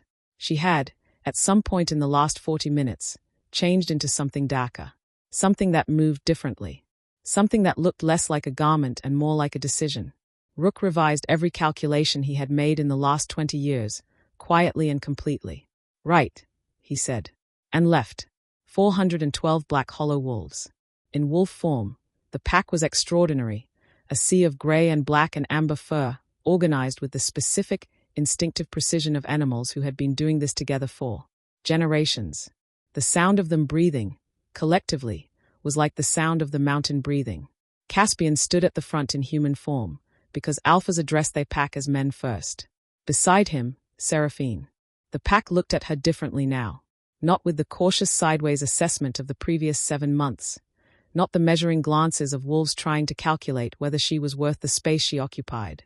They looked at her with the particular attentiveness of people who had witnessed something in the morning that had permanently reorganized the category they kept her in. They looked at her the way you looked at something that had revealed itself to be load-bearing. "The Ashvale Legion is moving on Black Hollow territory," Caspian said. 12,000 soldiers. Commander Verith. You know his reputation. A low sound moved through the pack. "You also know what happened in the proving ground this morning. You know what stands beside me." A beat. "We are not 400 wolves riding out to die honorably against 12,000. We are 400 wolves and something that was old when this mountain was young, and we are riding out to make the Ashvale Legion understand, once and finally, that Black Hollow territory is held by something they do not have a category for." His voice carried the full weight of every year he had spent earning the right to lead these people. "Follow your Luna to the ridge." He shifted. The storm-grey wolf landed and turned north, and the pack followed, a river of fur and speed pouring through the proving ground gate and up the mountain path toward the northern ridge, the sound of 400 wolves running together, a sound that the mountain had heard many times and the valley had not. Seraphine did not shift. She walked to the front of the pack's formation, not running, not hurrying, simply moving with the particular unhurried certainty of something that had no reason to rush because speed was not its primary instrument. And she stood at the crest of the northern ridge and looked down into the valley. There they were, 12,400 soldiers in full formation, moving through the valley floor like a river that had decided to become a wall. The cavalry on the eastern flank, exactly where she'd said. The siege towers on the eastern approach, heavy and slow and confident. Commander Veritha's banner at the front, a silver axe on black field. She looked at it for a moment. Then she looked at the mountain beneath her feet, felt the deep fires running far below the stone, banked, patient, hers. Always hers. She exhaled slowly, and she let go. Not completely. Not the way she'd let go once, a very long time ago, in a situation she did not think about if she could help it, that had resulted in a mountain range that hadn't existed before and a sea that was now called something else. Carefully. Precisely. A warden's release. Controlled. Targeted. The particular discipline of 2,000 years of knowing exactly how much was enough. The ground did not shake. It sang. A deep, subsonic vibration that moved up through the stone of the ridge and into the soles of every wolf's paw and every human's boot and every soldier's foot in the valley below, and the specific frequency of it was not threatening and was not loud and was not anything the nervous system had a prepared response for, which meant every nervous system simply responded. Directly. Without the intermediary of thought. Every horse in Veritha's cavalry stopped. Not because their riders asked them to. Because the horses were closer to the old frequencies than the men were, and every horse in the valley had simultaneously received information that overrode its training. The formation slowed. Disrupted. Verith, from his position at the front, looked up at the ridge. He saw, in the grey morning light, against the dark of the pines, a woman standing at the crest. A slight woman. Dark hair, loose. Bare feet on stone. And then Seraphine raised her arms. Not dramatically. Not with the deliberate theatricality of someone performing power. With the simple, functional gesture of someone opening a door. The fires came up. From the ground, not the surface, not the topsoil and the roots and the frost. From the deep ground, the ancient ground, the ground that had been accumulating heat since before the first thing with a heartbeat learned to use it. Not flame. Not the ordinary fire that needed fuel and oxygen and a source. The original fire. The fire before fire understood that it was fire. It came up through the stone of the ridge in columns. Not explosions, not violence, but the slow, inevitable emergence of something that had been asked to rise. They were amber gold, those columns, and they were the precise temperature of the inside of things that have been burning for 2,000 years. And they lit the ridge line from end to end in a light that was not sunlight and was not firelight and was not anything the Ashvale Legion had a tactical response to. The formation stopped. All 12,400 of them. The horses had already stopped. Now the men stopped. Because the men, for all their training and their experience and their 11 border campaigns under Commander Veritha's capable leadership, were also animals, and the animal part of them was receiving the same information the horses had received and was reaching the same conclusion. Something is here that was here before us. Something is here that will be here after us. Something is here that knows what we are. I am the Ember Warden of the Black Hollow Territories, Seraphine said, and her voice carried down the valley in that lured way, the way of water through stone, filling every space without effort. I have held these fires since before your nation existed. Before the nation before yours. Before the concept of nations. The columns of amber light pulsed once, in time with her voice. You have brought 12,000 soldiers to a border that is held by something older than the idea of borders. I am going to give you a choice that your Commander Verith has not given the 11 borders he has previously crossed, because I believe in choices where they are possible. A pause, and the valley was absolutely, completely silent. Not the silence of absence, but the silence of 12,000 people holding their breath simultaneously. Turn around. The word landed in the valley the way her words always landed. Not loudly, not violently, but with the weight of something that was not making a request. Go home. Tell your leaders that Black Hollow is held. Not by wolves alone. Tell them what you saw this morning. Tell them exactly what you saw. A final beat, and her voice dropped to a register that somehow carried further. And tell them that the Ember Warden is awake now. The columns of light held. The valley held its silence. And then, from somewhere in the middle of Veritha's formation, not from the front, not from leadership, but from the ordinary soldiers standing in the cold morning light of a valley they had walked into with 12,000 colleagues and the confidence of numbers, the sound of boots in retreat. One man, then three, then a row, and then the specific, unmistakable mathematics of an army making a collective decision, not a rout, not a panic, but the considered, unanimous conclusion of 12,000 people who had been given complete information and had processed it correctly. Commander Verith held his position for 4 to 5 seconds longer than his formation. Seraphine watched him. She could feel the specific quality of his stillness, the stillness of a proud man calculating. He was good at his job.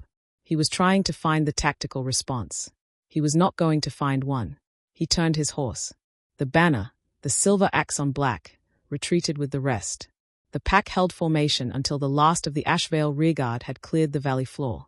Then, from somewhere in the middle of the formation, not from any elder, not from any warrior in particular, but from the collective body of 400 wolves who had just watched their Luna light the ridge on fire and send an army home without drawing a blade. A sound. Not a howl. Not the formal territorial declaration that wolves made at boundaries. Something older.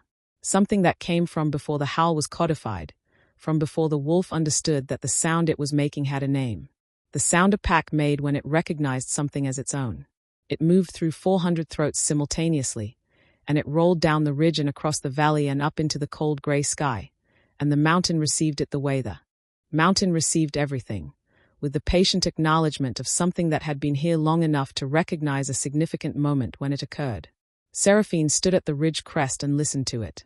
The fires settled slowly back into the earth, not extinguished, never extinguished, simply returned to their proper depth. The amber light faded.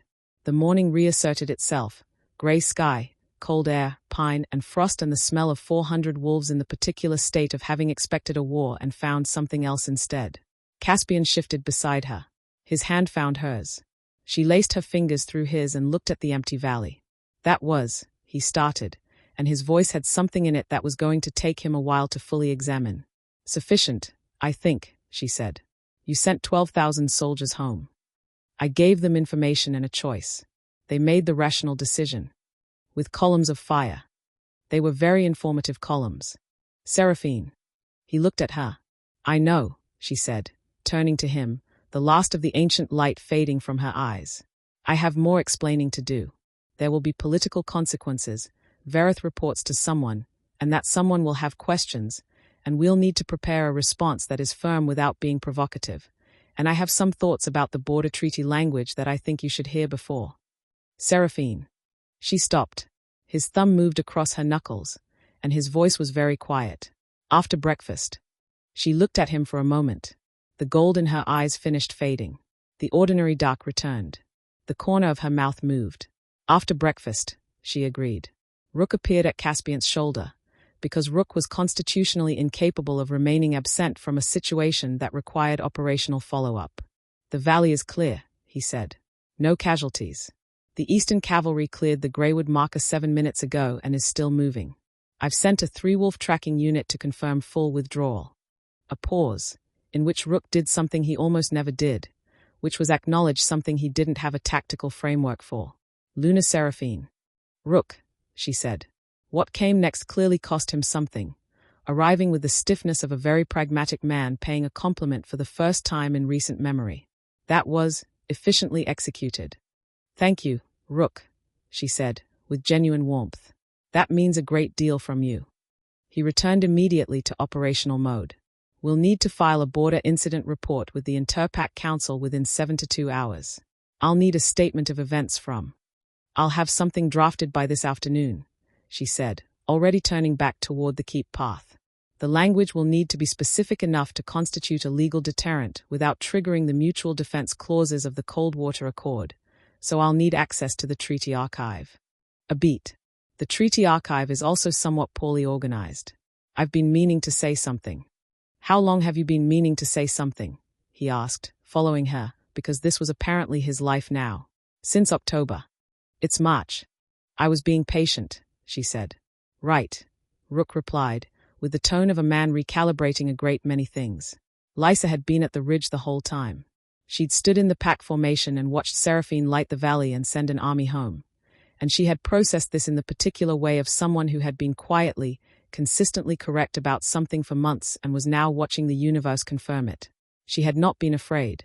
She'd been, if she was being honest, approximately 30% terrified and 70% something that felt dangerously like pride, which was a strange thing to feel about someone you'd known for 7 months. But there it was. She watched Seraphine walk back down the ridge path toward the keep, talking to Rook about treaty archives, and she thought about the morning in the dining hall when Seraphine had touched her arm and said, "Trust me," with the specific calm of someone who already knew how the story ended. Dusk Hollow appeared at her elbow. He was looking at the same thing she was, the retreating figure of the Luna, small and dark-haired against the grey morning, holding her Alpha's hand. "So," Lysa said, not quite able to keep the satisfaction out of her voice. "So," Dusk Hollow replied, with the dignity of a man who had been wrong and had decided to carry that with grace. "You called her ornamental." "I was incorrect," he said, acknowledging this completely. "Very. She has been annotating our pack archive since September," he said, with the specific precision of someone choosing their words very carefully. "The cold water account alone required 17 corrections." "She told you about the annotations?" Lysa turned to look at him. "She gave me a sheaf of notes and told me to come to the library with a notebook." A pause. "I went." Lysa stared at him for a beat, and then the helpless sound of someone who finds something both absurd and perfect escaped her. "Of course you did." They stood for a moment in the cold morning air, looking at the empty valley below. 12,000 soldiers gone, the frost reasserting itself across the trampled grass, the mountain returning to its ordinary business. "She's going to change everything," Dusk Hollow said quietly, and this was the sound of a man arriving at a conclusion that had cost him something and was worth it. "She's been changing everything since September," Lysa said, watching Seraphine disappear around the ridge path, already talking. "We just didn't know to look. The eggs were Caspian's this time. He was not as good at them as she was, and he knew it, which was why he was making them anyway, with the deliberate commitment of a man who had decided that competence was not the point today. The point was the kitchen, and the fire in the range, and the particular domestic piece of a Tuesday morning that had involved 12,000 soldiers and ancient fire and a valley of retreating cavalry and was now, somehow, resolved. Seraphine was at the table with the treaty archive and a cup of tea and a growing stack of flagged pages, because she was constitutionally incapable of being in the presence of a disorganized primary source without doing something about it. "The eggs are going to be worse than yours," he said from the range. "I know," she replied, not looking up. "I'll eat them anyway." "The Interpack Council," he said, still at the range. "When they hear about the border incident, they'll convene a fact-finding session. Verith will file a report that is carefully worded to minimize the extent to which he retreated from a woman standing barefoot on a ridge. The Ashvale leadership will be embarrassed and will need a response that doesn't require them to admit what actually happened. We should give them one." "What kind of response?" "A formal border declaration from the Black Hollow Alpha King, firm, legal, specific. Something they can point to and say, we withdrew because of this document rather than we withdrew because of the thing on the ridge. It lets them save face. A saved face doesn't come back for revenge." "A beat. I've been drafting it since the walk back. It's in the 3rd stack." He looked at the table. There were 4 stacks. "The 3rd. Green cover. Under the Greywood survey." He found it. "Read the 1st page. Read the 2nd page. Set it down. You drafted a legally binding Interpack border declaration on the walk back from the ridge," he said quietly. "I had 11 minutes. It's a first draft. It's 12 pages. I write quickly." He looked at her. She looked at him over the top of her teacup. The morning light was coming through the kitchen window now, actual morning light, the grey giving way to something warmer, the first honest sun of the day finding the copper pots on the south wall and making them matter. She looked, in this light, like herself. Entirely, completely, specifically herself, dark hair loose, archive notes spread around her, the good butter on the table because she had opinions about butter, 12-page border declaration in his hand. The woman who had lit the valley with ancient fire 2 hours ago and come home to reorganize his treaty archive. His wife. His Luna. His completely, thoroughly, wonderfully inexplicable mate. Something that wasn't quite a laugh and wasn't quite anything else escaped him. Seraphine. Caspian, she replied, with the warmth of someone who knew exactly what that tone meant. Is there anything else I should know? She considered this with apparent seriousness. The Eastern History section needs at least 40 new acquisitions. I've made a list. Also, the pack's autumn supply rotation is inefficient by approximately 15%. I've been running the numbers since November and I have a proposed revision. And the cold water border markers on the southern approach are in the wrong position by about 30 feet, which has been creating a de facto territorial ambiguity with the Grafen pack for the last 60 years, and someone should probably correct that before it becomes a formal dispute. A pause.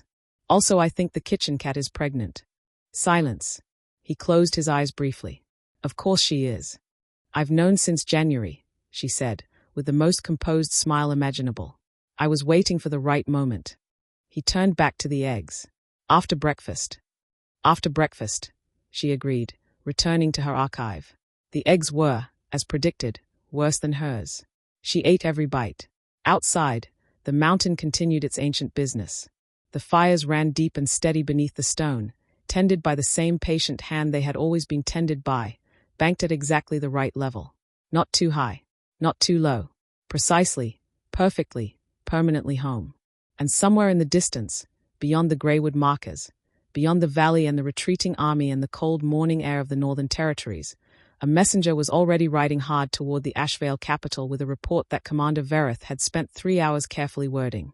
The report said, strategic withdrawal, tactical reassessment, unforeseen defensive capability.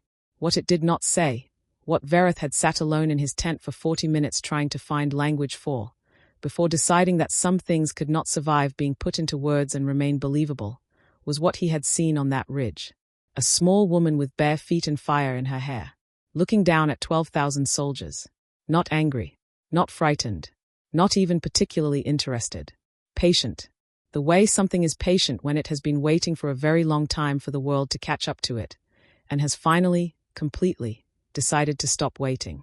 Vereth was a practical man. He had survived 11 border campaigns by understanding the difference between a situation that could be solved with force and a situation that required a different kind of intelligence. He understood, riding home through the cold morning with the image of that ridge burned into the inside of his eyelids, that whatever Black Hollow had found, whatever was standing on that mountain in a dark dress with a cup of tea and 7 centuries of patience, was the second kind of situation. He would tell his leaders this. Some of them would listen. Some of them would not. The ones who did not listen would eventually send another army.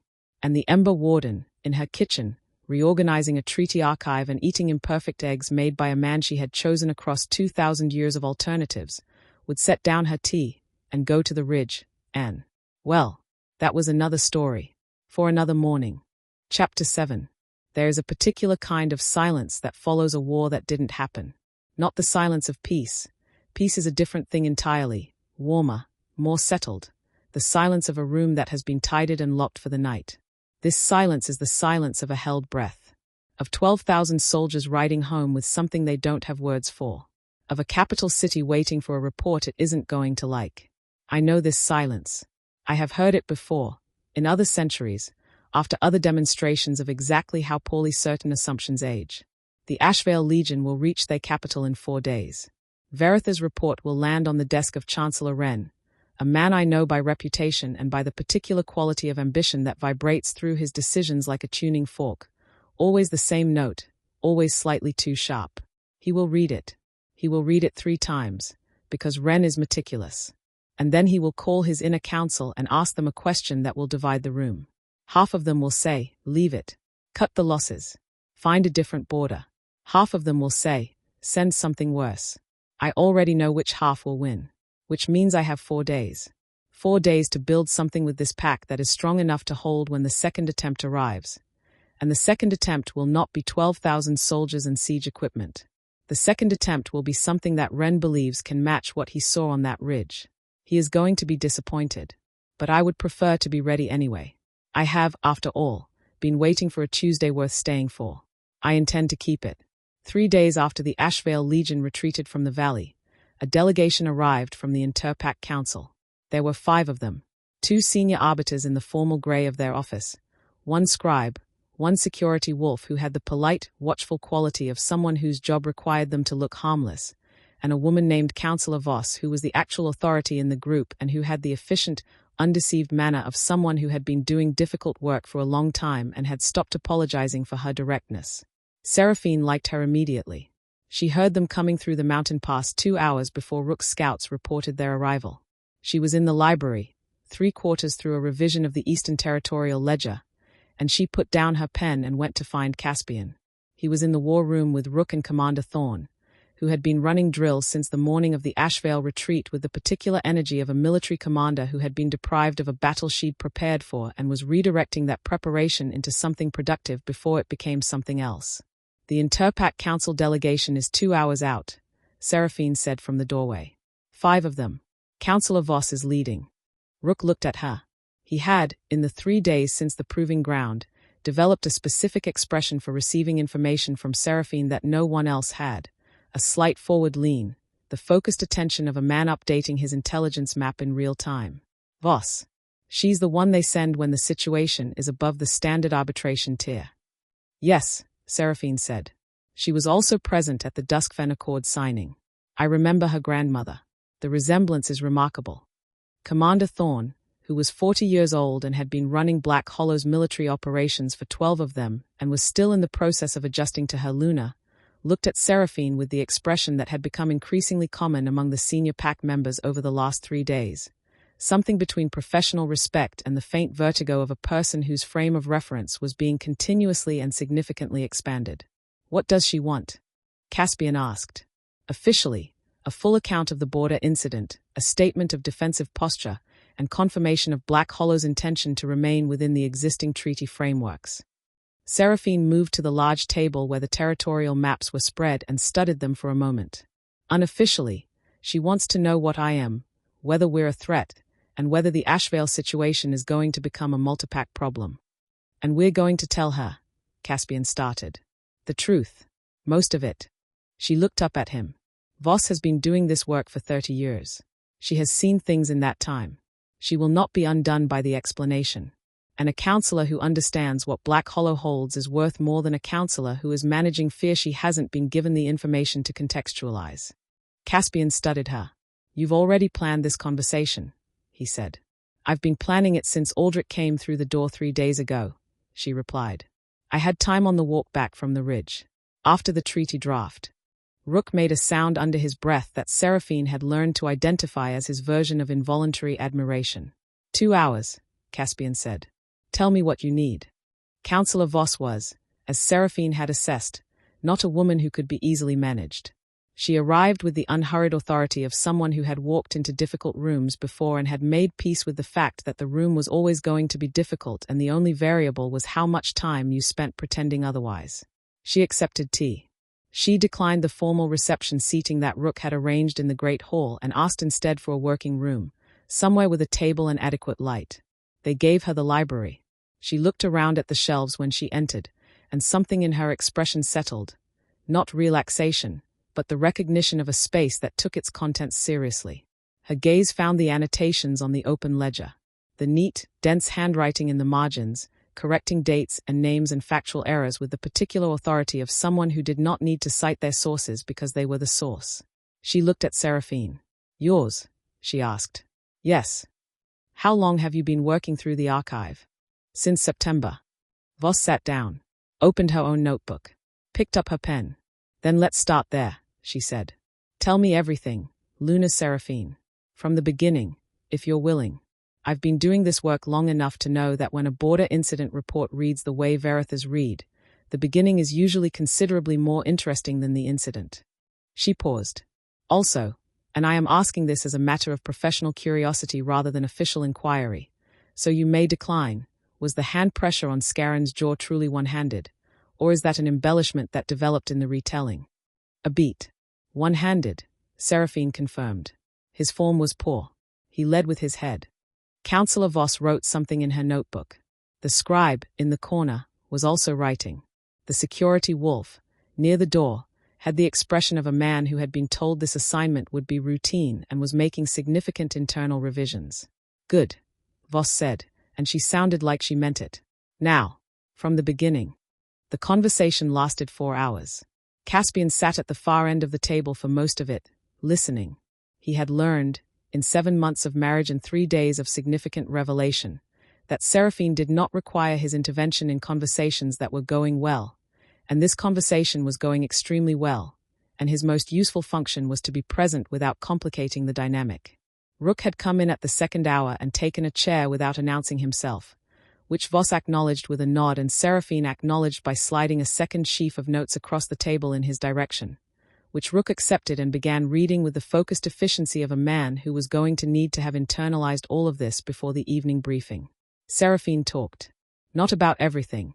There were depths she kept, the way a deep river kept its floor private, not from deception but from the simple understanding that not all information was relevant to all audiences, and a counselor needed context, not cosmology. She talked about what she was, what the Ember Warden function meant in practical terms, what the deep fires were and why they mattered and what happened, in historical terms, when they were poorly tended. And here she mentioned 2 geographical events that Voss recognized from the historical record and whose causes had been debated for centuries, and whose causes Seraphine resolved in 3 sentences with the specific, unadorned confidence of an eyewitness. She talked about her relationship to the moon goddess, which Voss received with the careful attention of a deeply religious woman encountering primary source material about her own faith, a complex emotional event that she managed with impressive professionalism.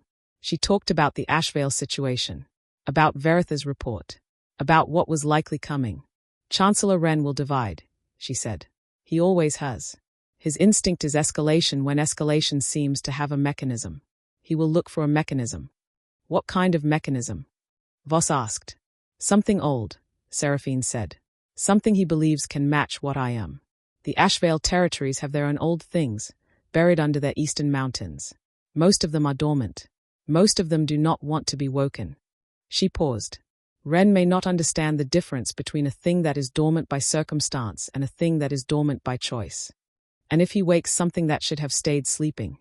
Seraphine looked at her levelly.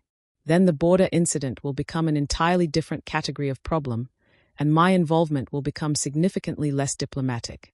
Voss wrote in her notebook for a moment. Then she looked up. What do you need from the council? 3 things, Seraphine said, and she had clearly been waiting for this question.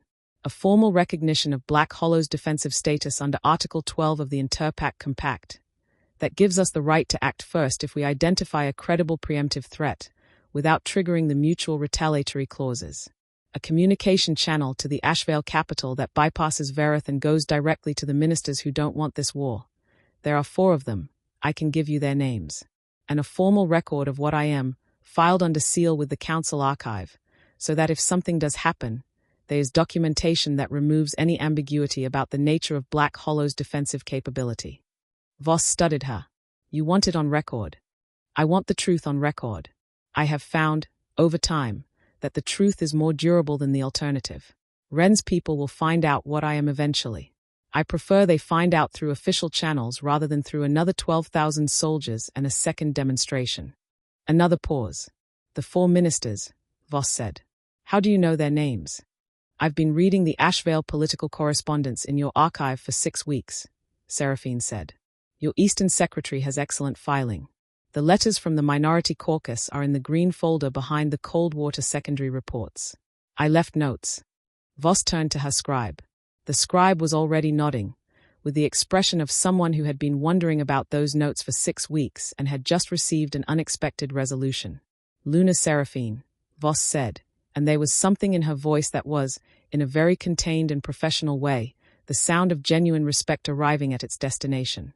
I have been doing this work for 30 years. I have sat across from alpha kings and war generals and twice from individuals who claimed to be significantly older than their appearance suggested, though neither of those claims held up to any scrutiny whatsoever. A beat. I believe you. Entirely. Without reservation. And I want you to know that the Interpact Council, as of this conversation, considers Black Hollow to be under its full protective recognition and considers any further aggression from Ashvale to be a matter of council concern. She closed her notebook. Also, she said, with the measured precision of a woman making an unofficial addendum, The Eastern History section of your library is missing 43 key texts from the 3rd and 4th century territorial period. I have a list. Seraphine looked at her. Something genuinely warm moved across her face, the particular expression of someone encountering, unexpectedly, a kindred spirit. So do I, she said. Shall we compare? Caspian, at the far end of the table, looked at Rook. Rook looked back at him with the expression of a man who was beginning to understand that his Alpha's Luna was going to spend the rest of their lives doing this, walking into rooms and making allies out of the people who had come to assess threats, and doing it so naturally and so completely that the transition from assessment to alliance was only visible in retrospect. He made a note in his operational log.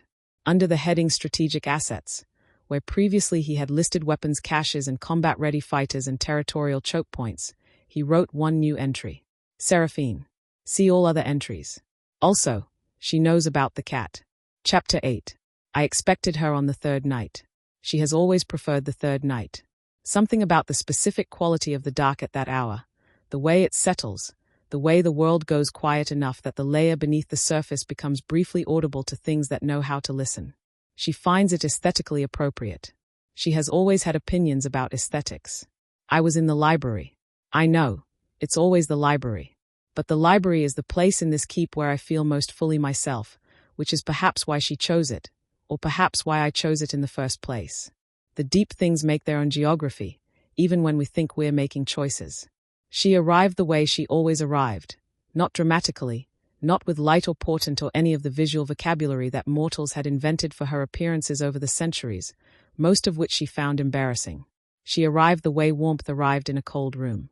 And I put down my pen, and I said what I always said to her when she appeared after a long absence, and something in her manner told me she was pleased with herself. I said, I know. And she said, do you?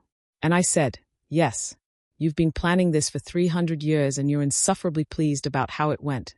And I'm going to let you have that because you did, technically, get the seating arrangement right.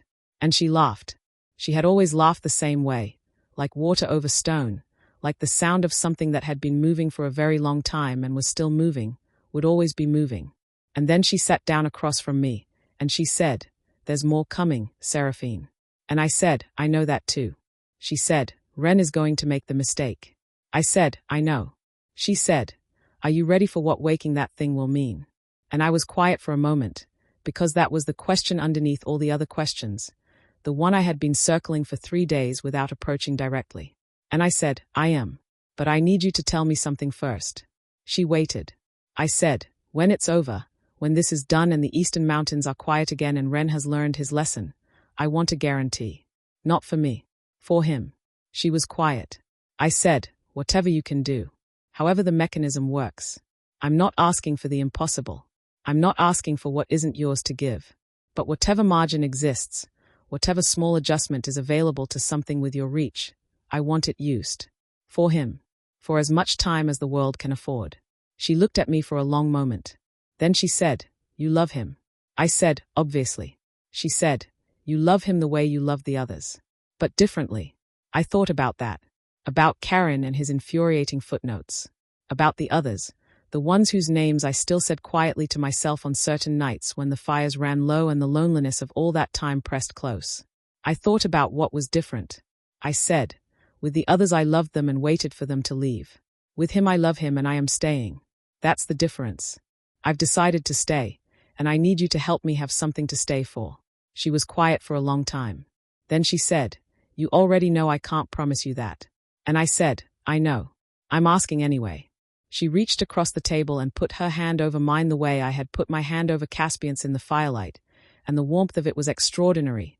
Not her warmth, which was a different kind of thing entirely, the warmth of something that moved through everything simultaneously, but a specifically directed warmth. The warmth of being seen by something that knew your entire history and had decided you deserved this. She said, I'll do what I can. And that was enough. That was, from her, everything. She stayed until just before dawn. Not visibly.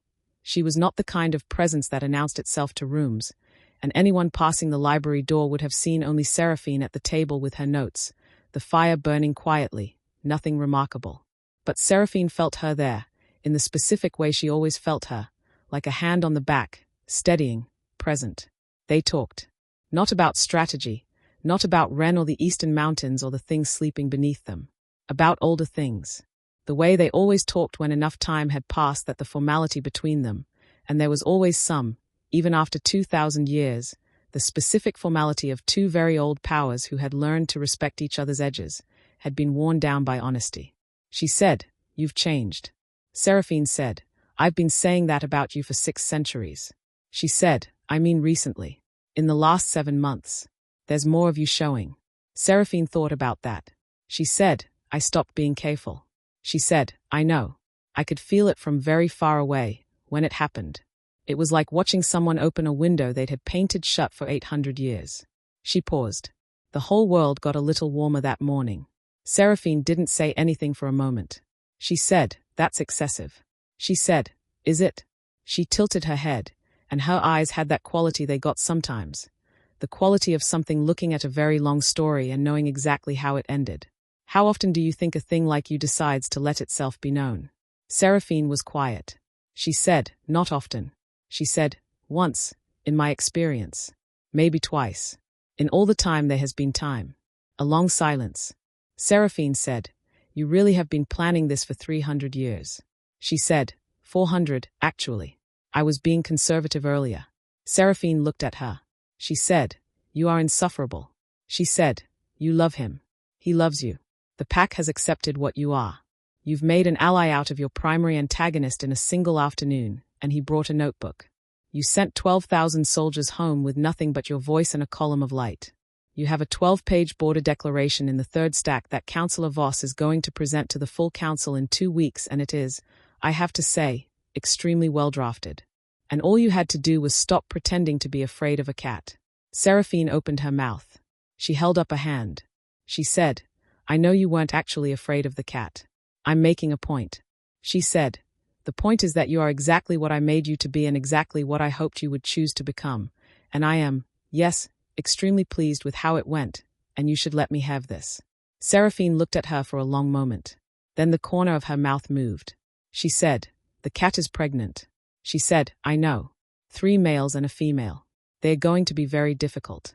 She said, "You can see through the stone from here." She said, "I can see through most things from where I am. It's useful and occasionally mortifying. Your beater is in love with Commander Thorn and has no idea what to do about it." Seraphine looked up. "Rook." A beat of quiet. She said, "I've said too much." She said, "We'll discuss the Eastern Mountains." The briefing happened at the war table the following morning. All the relevant people present, Caspian, Rook, Commander Thorn, Dusk Hollow, who had become a fixture at the operational sessions with the focused dedication of a man who was going to be as useful in his revised understanding of the world as he had been in his previous one, and Lysa, because Lysa was the person in the room who asked the questions that clarified the things everyone else had processed without examining.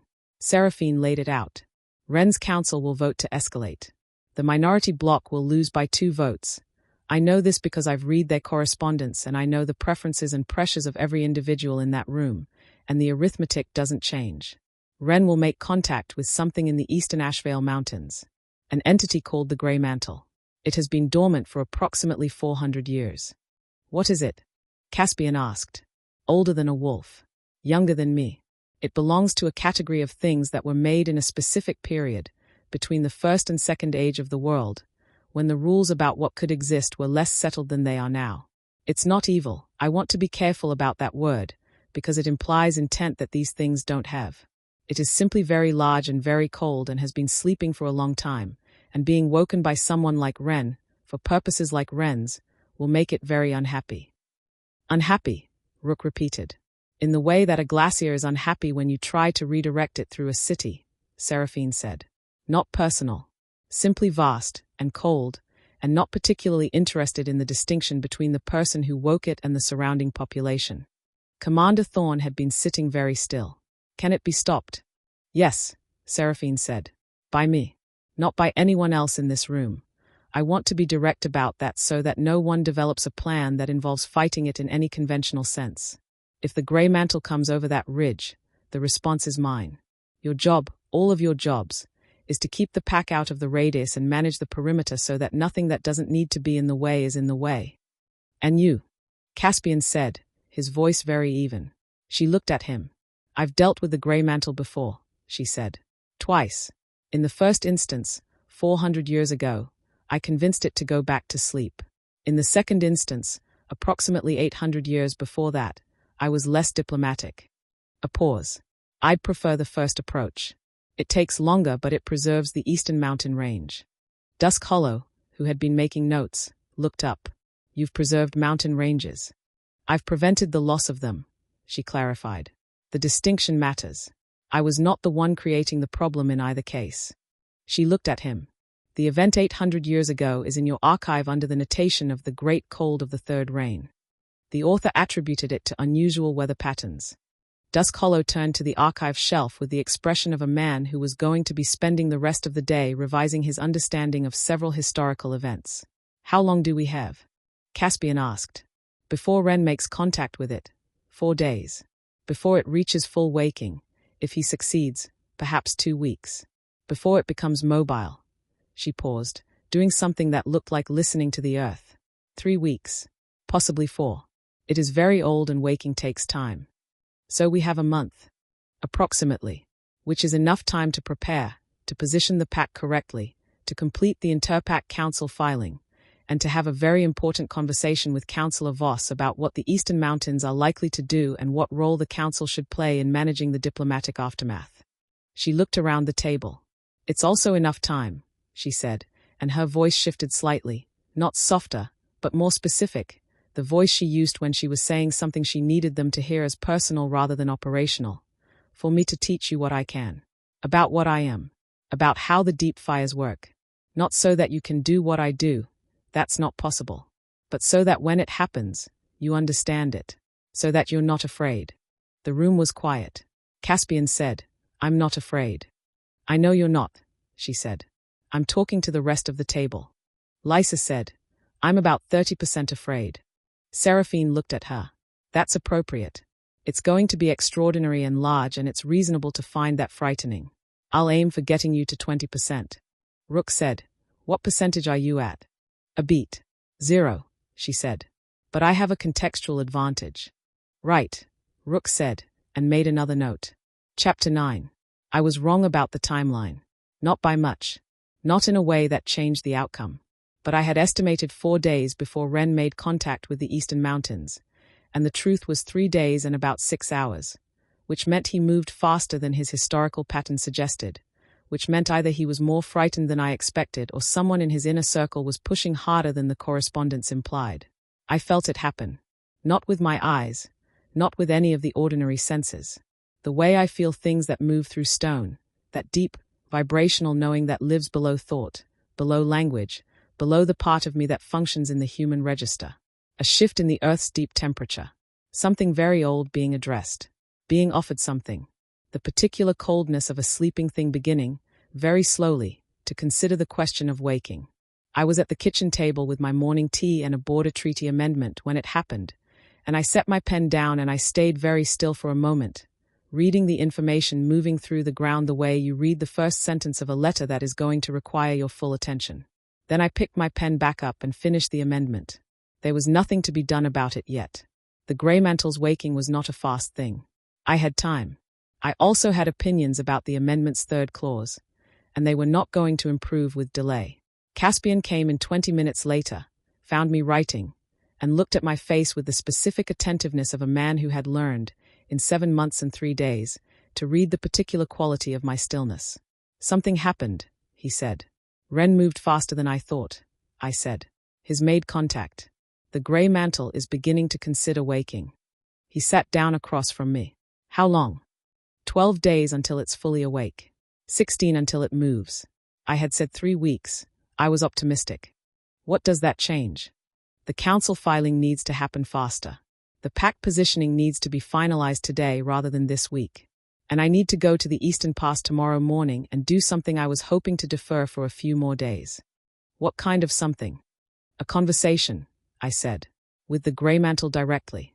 Before it's fully awake, before it has committed to Ren's purpose, while it's still in the specific state of half-consciousness where it can be reasoned with. It's easier to redirect something that hasn't fully decided yet than to oppose something that has. You're going alone. I looked at him. Yes, I said simply. I'm going alone. The particular expression that meant he was managing his instinct to argue moved across his face.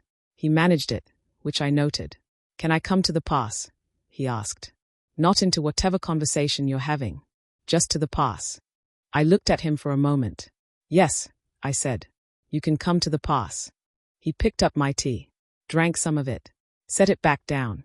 The third clause, he said, looking at the amendment. The language is going to annoy Voss. The language is precise and she's going to have to live with it, I said, taking my tea back. The Eastern Pass was 3 hours from the keep at a running pace, which was how they traveled. Caspian in wolf form, Seraphine beside him on foot, moving through the mountain pre-dawn in the particular companionable silence they had developed for journeys, which was the silence of two people who had enough to say to each other that they could afford to save it. The pass opened onto a high, cold shelf of granite that faced due east into the Ashen Vael territories. At this altitude the trees had given way to stone and silence and the particular quality of air that existed at heights where the atmosphere was thin enough to feel like a suggestion rather than a certainty. Caspian shifted at the tree line. Dressed from the cache he'd placed there 2 days ago, because he was still placing caches everywhere and Seraphine had stopped mentioning it because she had accepted it as a fundamental feature of the landscape she lived in, like the copper pots and the good butter. They stood at the edge of the granite shelf. Below them, and beyond, the eastern mountains of the Ashen Vael territories rose in dark ranks, older than the Black Hollow Range, heavier, with the specific geological weight of mountains that had not been shaped by the same forces. Mountains that had been shaped, in part, by the things sleeping inside them. She could feel it, stronger here than at the keep, the deep cold of it, moving through the earth like a slow tide in reverse, not pulling but pushing, the tentative pressure of something vast beginning to press against the walls of its own dormancy. It's further along than it was this morning, she said quietly. He stood beside her and looked at the mountains. Does it know we're here? Not yet. It's still too far into the waking process. At this stage it perceives the way a dreamer perceives, impressions, temperatures, the broad shapes of things.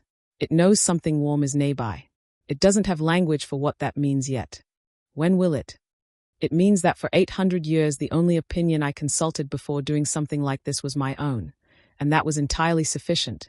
And now I am standing at the edge of an eastern mountain pass about to go have a conversation with an ancient geological entity, and I am genuinely aware that there is a person behind me who is worried, and I find that I want to come back quickly. Not because I doubt the outcome, because I want to come back to him. A beat. That is new, she said. In 800 years, that is genuinely new. He was quiet for a moment. Then he put his arm around her, briefly and completely, the way he did sometimes without preamble. Not romantic, not dramatic, just the simple physical declaration of a man confirming that what he valued was present and within reach. Come back quickly, he said. I will, she said. She stepped off the edge of the granite shelf, down onto the slope that angled toward the Ashen Vael mountains, and walked into the cold with the unhurried certainty of something that had done this before and knew exactly how much it cost and had decided, for the first time, that it had something specific to come back for. The conversation with the grey mantle took 4 hours. Caspian sat at the edge of the granite shelf and watched the eastern mountains and listened to a silence that was not silence, that had, below its surface, the quality of two vast things communicating in a register that his senses could not fully resolve, like trying to hear a frequency at the edge of range, present but not quite graspable. He did not go down. He had said he wouldn't, and he was a man who kept his word. He watched the sky lighten, made a fire, practical, ordinary, the kind you made when you were cold and had the means and expected to be waiting a while. Ate from the pack he'd brought. Watched a hawk work the thermal above the eastern ridge and thought about the specific nature of trust, which he had always understood as a political instrument and was learning, slowly and irrevocably, was something much larger and more personal than that. She came back when the sun was 2 hours above the horizon. Up the slope, through the thin air, her hair loose and her face bearing the particular quality of someone who had been in a significant conversation and had come out of it with what they needed, which was satisfaction rather than triumph, the quiet settlement of a thing correctly done. She sat beside him at the fire without preamble. Accepted the tea he'd kept warm. How did it go? He asked. It will go back to sleep, she said. It took some persuasion. The grey mantle is deliberate in its thinking. It doesn't commit quickly, which is partly why it's been dormant for 400 years. But it understood the situation. It understood what Ren was offering and what the consequences of accepting would be, and it understood what I was offering instead. What were you offering? Rest, she said simply. Genuine rest. Uninterrupted. With a guarantee that I would deal with anyone who attempted to wake it again before it was ready. She drank her tea. The old things are tired in ways that are difficult to explain. The grey mantle has been awake more than it has been asleep, over the full span of its existence, and it finds the surface exhausting. It doesn't want to be a weapon. It never did. It wants to be left alone. And Ren will find that the eastern mountains are unresponsive to his requests, she said. He'll try twice more before he accepts it. Both attempts will fail, because the grey mantle has agreed to ignore him specifically until it determines he's gone, which given Ren's likely lifespan means approximately 40 years. A pause. He'll pivot to conventional military strategy at some point. We'll be ready for that. It's a more manageable category of problem. She looked at the mountains. It asked about you, she said. He turned to look at her. The grey mantle. Yes. In the way it asks about things, not directly, but the question was there. The warmth it had perceived at the pass. What it was. What did you say? She was quiet for a moment. I said, he is the reason I am here, she said. Instead of somewhere else, being careful. He looked at the fire. And it said. She turned to him, and the corner of her mouth moved. It said, good. You've been careful for too long. You were getting cold. He looked at her. An ancient geological entity, he said. Chapter 10. A month later, in the Black Hollow Library, on a Tuesday afternoon that had no particular significance except that it was ordinary and warm and the copper pots in the kitchen were catching the late light in the specific way they did at this hour. Seraphine finished the last of the archive corrections. Not the last forever. There would always be new entries, new errors to catch, new ledgers to annotate with the patient authority of someone who had been present for most of what the ledgers described. But the last of the backlog. The 7 months of secret, systematic, middle-of-the-night work that had started in September when she'd found the cold water account and had proceeded with the focused calm of a woman who had opinions about primary sources and was, at long last, some way she intended to be long enough to do something about them. She set down her pen, looked at the shelves. For months of work, visible in the consistent handwriting in the margins, in the corrected dates and the amended attribution notes and the 2 entirely new ledger sections she'd written from memory covering historical events that the archive had classified as uncertain because the first-hand accounts had been lost, and which were only uncertain if you were working from secondary sources and had not, yourself, been standing in the relevant locations at the relevant times. She had been standing there. She was here now. These were the same fact. She was increasingly understanding. Not a contradiction between a past of motion and a present of stillness. The same ongoing thing, simply arrived at its right location. She heard Caspian coming up the stairs, the familiar cadence, fully familiar now, every variation of it catalogued in the way she catalogued things, which was completely and without deciding to. Tired tonight, but the good tired. The tired of a day that had been full. He came in without knocking because he had stopped knocking 3 months ago and she had never mentioned it because she didn't want him to start again. He looked at the desk, at the closed ledger, at the particular quality of her stillness. Done, he asked. The backlog, she said. The rest will be ongoing. New material always needs attention. He came and stood beside her chair, the way he stood sometimes, not sitting, not making it a moment, just present. He looked at the shelves. You know, he said, when I had the eastern wing converted into a library, 15 years ago, I thought it was for the pack. Reference material. Historical records. Something to maintain the institutional memory. It is all of those things, she said. I didn't know it was also going to be the place where an ancient fire entity decided to stay. She looked up at him. The chair is very good, she said seriously. The angle between the fire and the window is correct. I've measured it. He looked down at her with the expression she had come to know as the one she had made it hardest to resist. The one that had nothing performed in it, no alpha's control, no carefully maintained reserve. Just him, looking at her, with all the particular warmth of a man who understood what he had and had decided, every day, to be worthy of it. The councillor's report came back from the full council this morning, he said. I know. Rook left it on the table. I read it before breakfast. And the formal recognition passed 17-3. The minority opposition is technical, not substantive.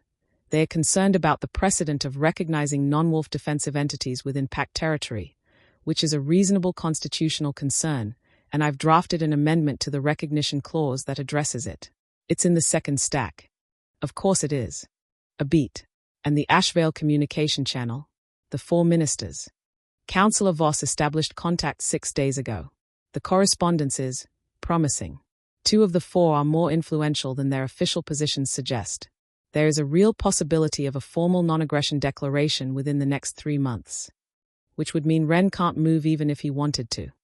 Which would mean Ren is politically constrained from all 3 sides, she said, and will spend the remainder of his tenure explaining to his own people why the military operation he initiated returned without achieving anything, at considerable cost, and why the 4 ministers he marginalized are now the ones running the Ashvale foreign policy. A pause. I may have suggested certain things in the draft correspondence that accelerated that dynamic. Diplomatically. He looked at her. Diplomatically, he said. Precision diplomacy, she said. It's a specific skill. I've had time to develop it. He sat down in the chair across from hers. His chair, the one that had been his before it was their library, the one that had been empty when she arrived and was now rarely empty, both of them in it at the end of most evenings, which she had at some point stopped noticing as remarkable and had simply started thinking of as how evenings went. The fire was going. The window showed the valley lights coming on one by one as the dark settled. The pack's den fires, ember and scattered, the specific constellation of a community going about its evening. She could hear all of them. She always could. 312 heartbeats, in their various tempos. Slower now than they had been a month ago. Settled into something that had not been there before. A different kind of certainty.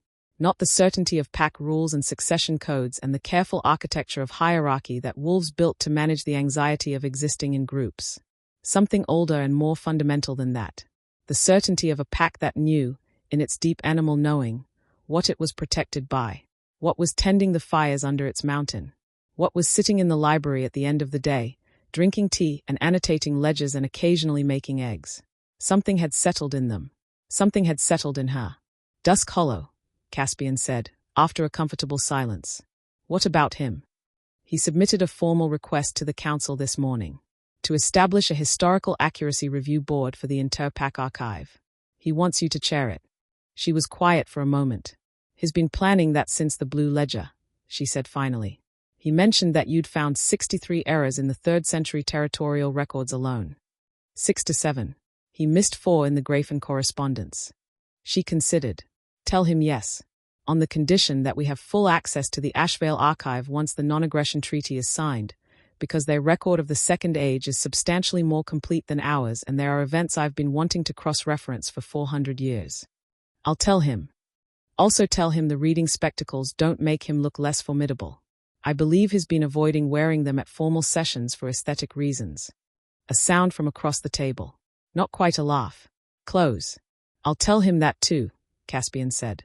Outside, the mountain moved through its evening. The fires ran deep and steady beneath the stone. Rook was, at this exact moment, standing in the eastern corridor outside Commander Thorne's office having a conversation about supply rotation schedules that was technically about supply rotation schedules and was actually about other things entirely.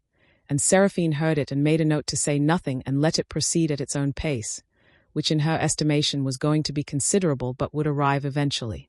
Lysa was in the south den with 3 of the junior pack members, telling a story about the morning of the trial that had grown in the retelling, not falsified, but amplified, the way stories amplified when they were carried by someone who understood their weight, and the junior members were listening with the specific wide-eyed quality of people hearing something that was going to become part of how they understood the world.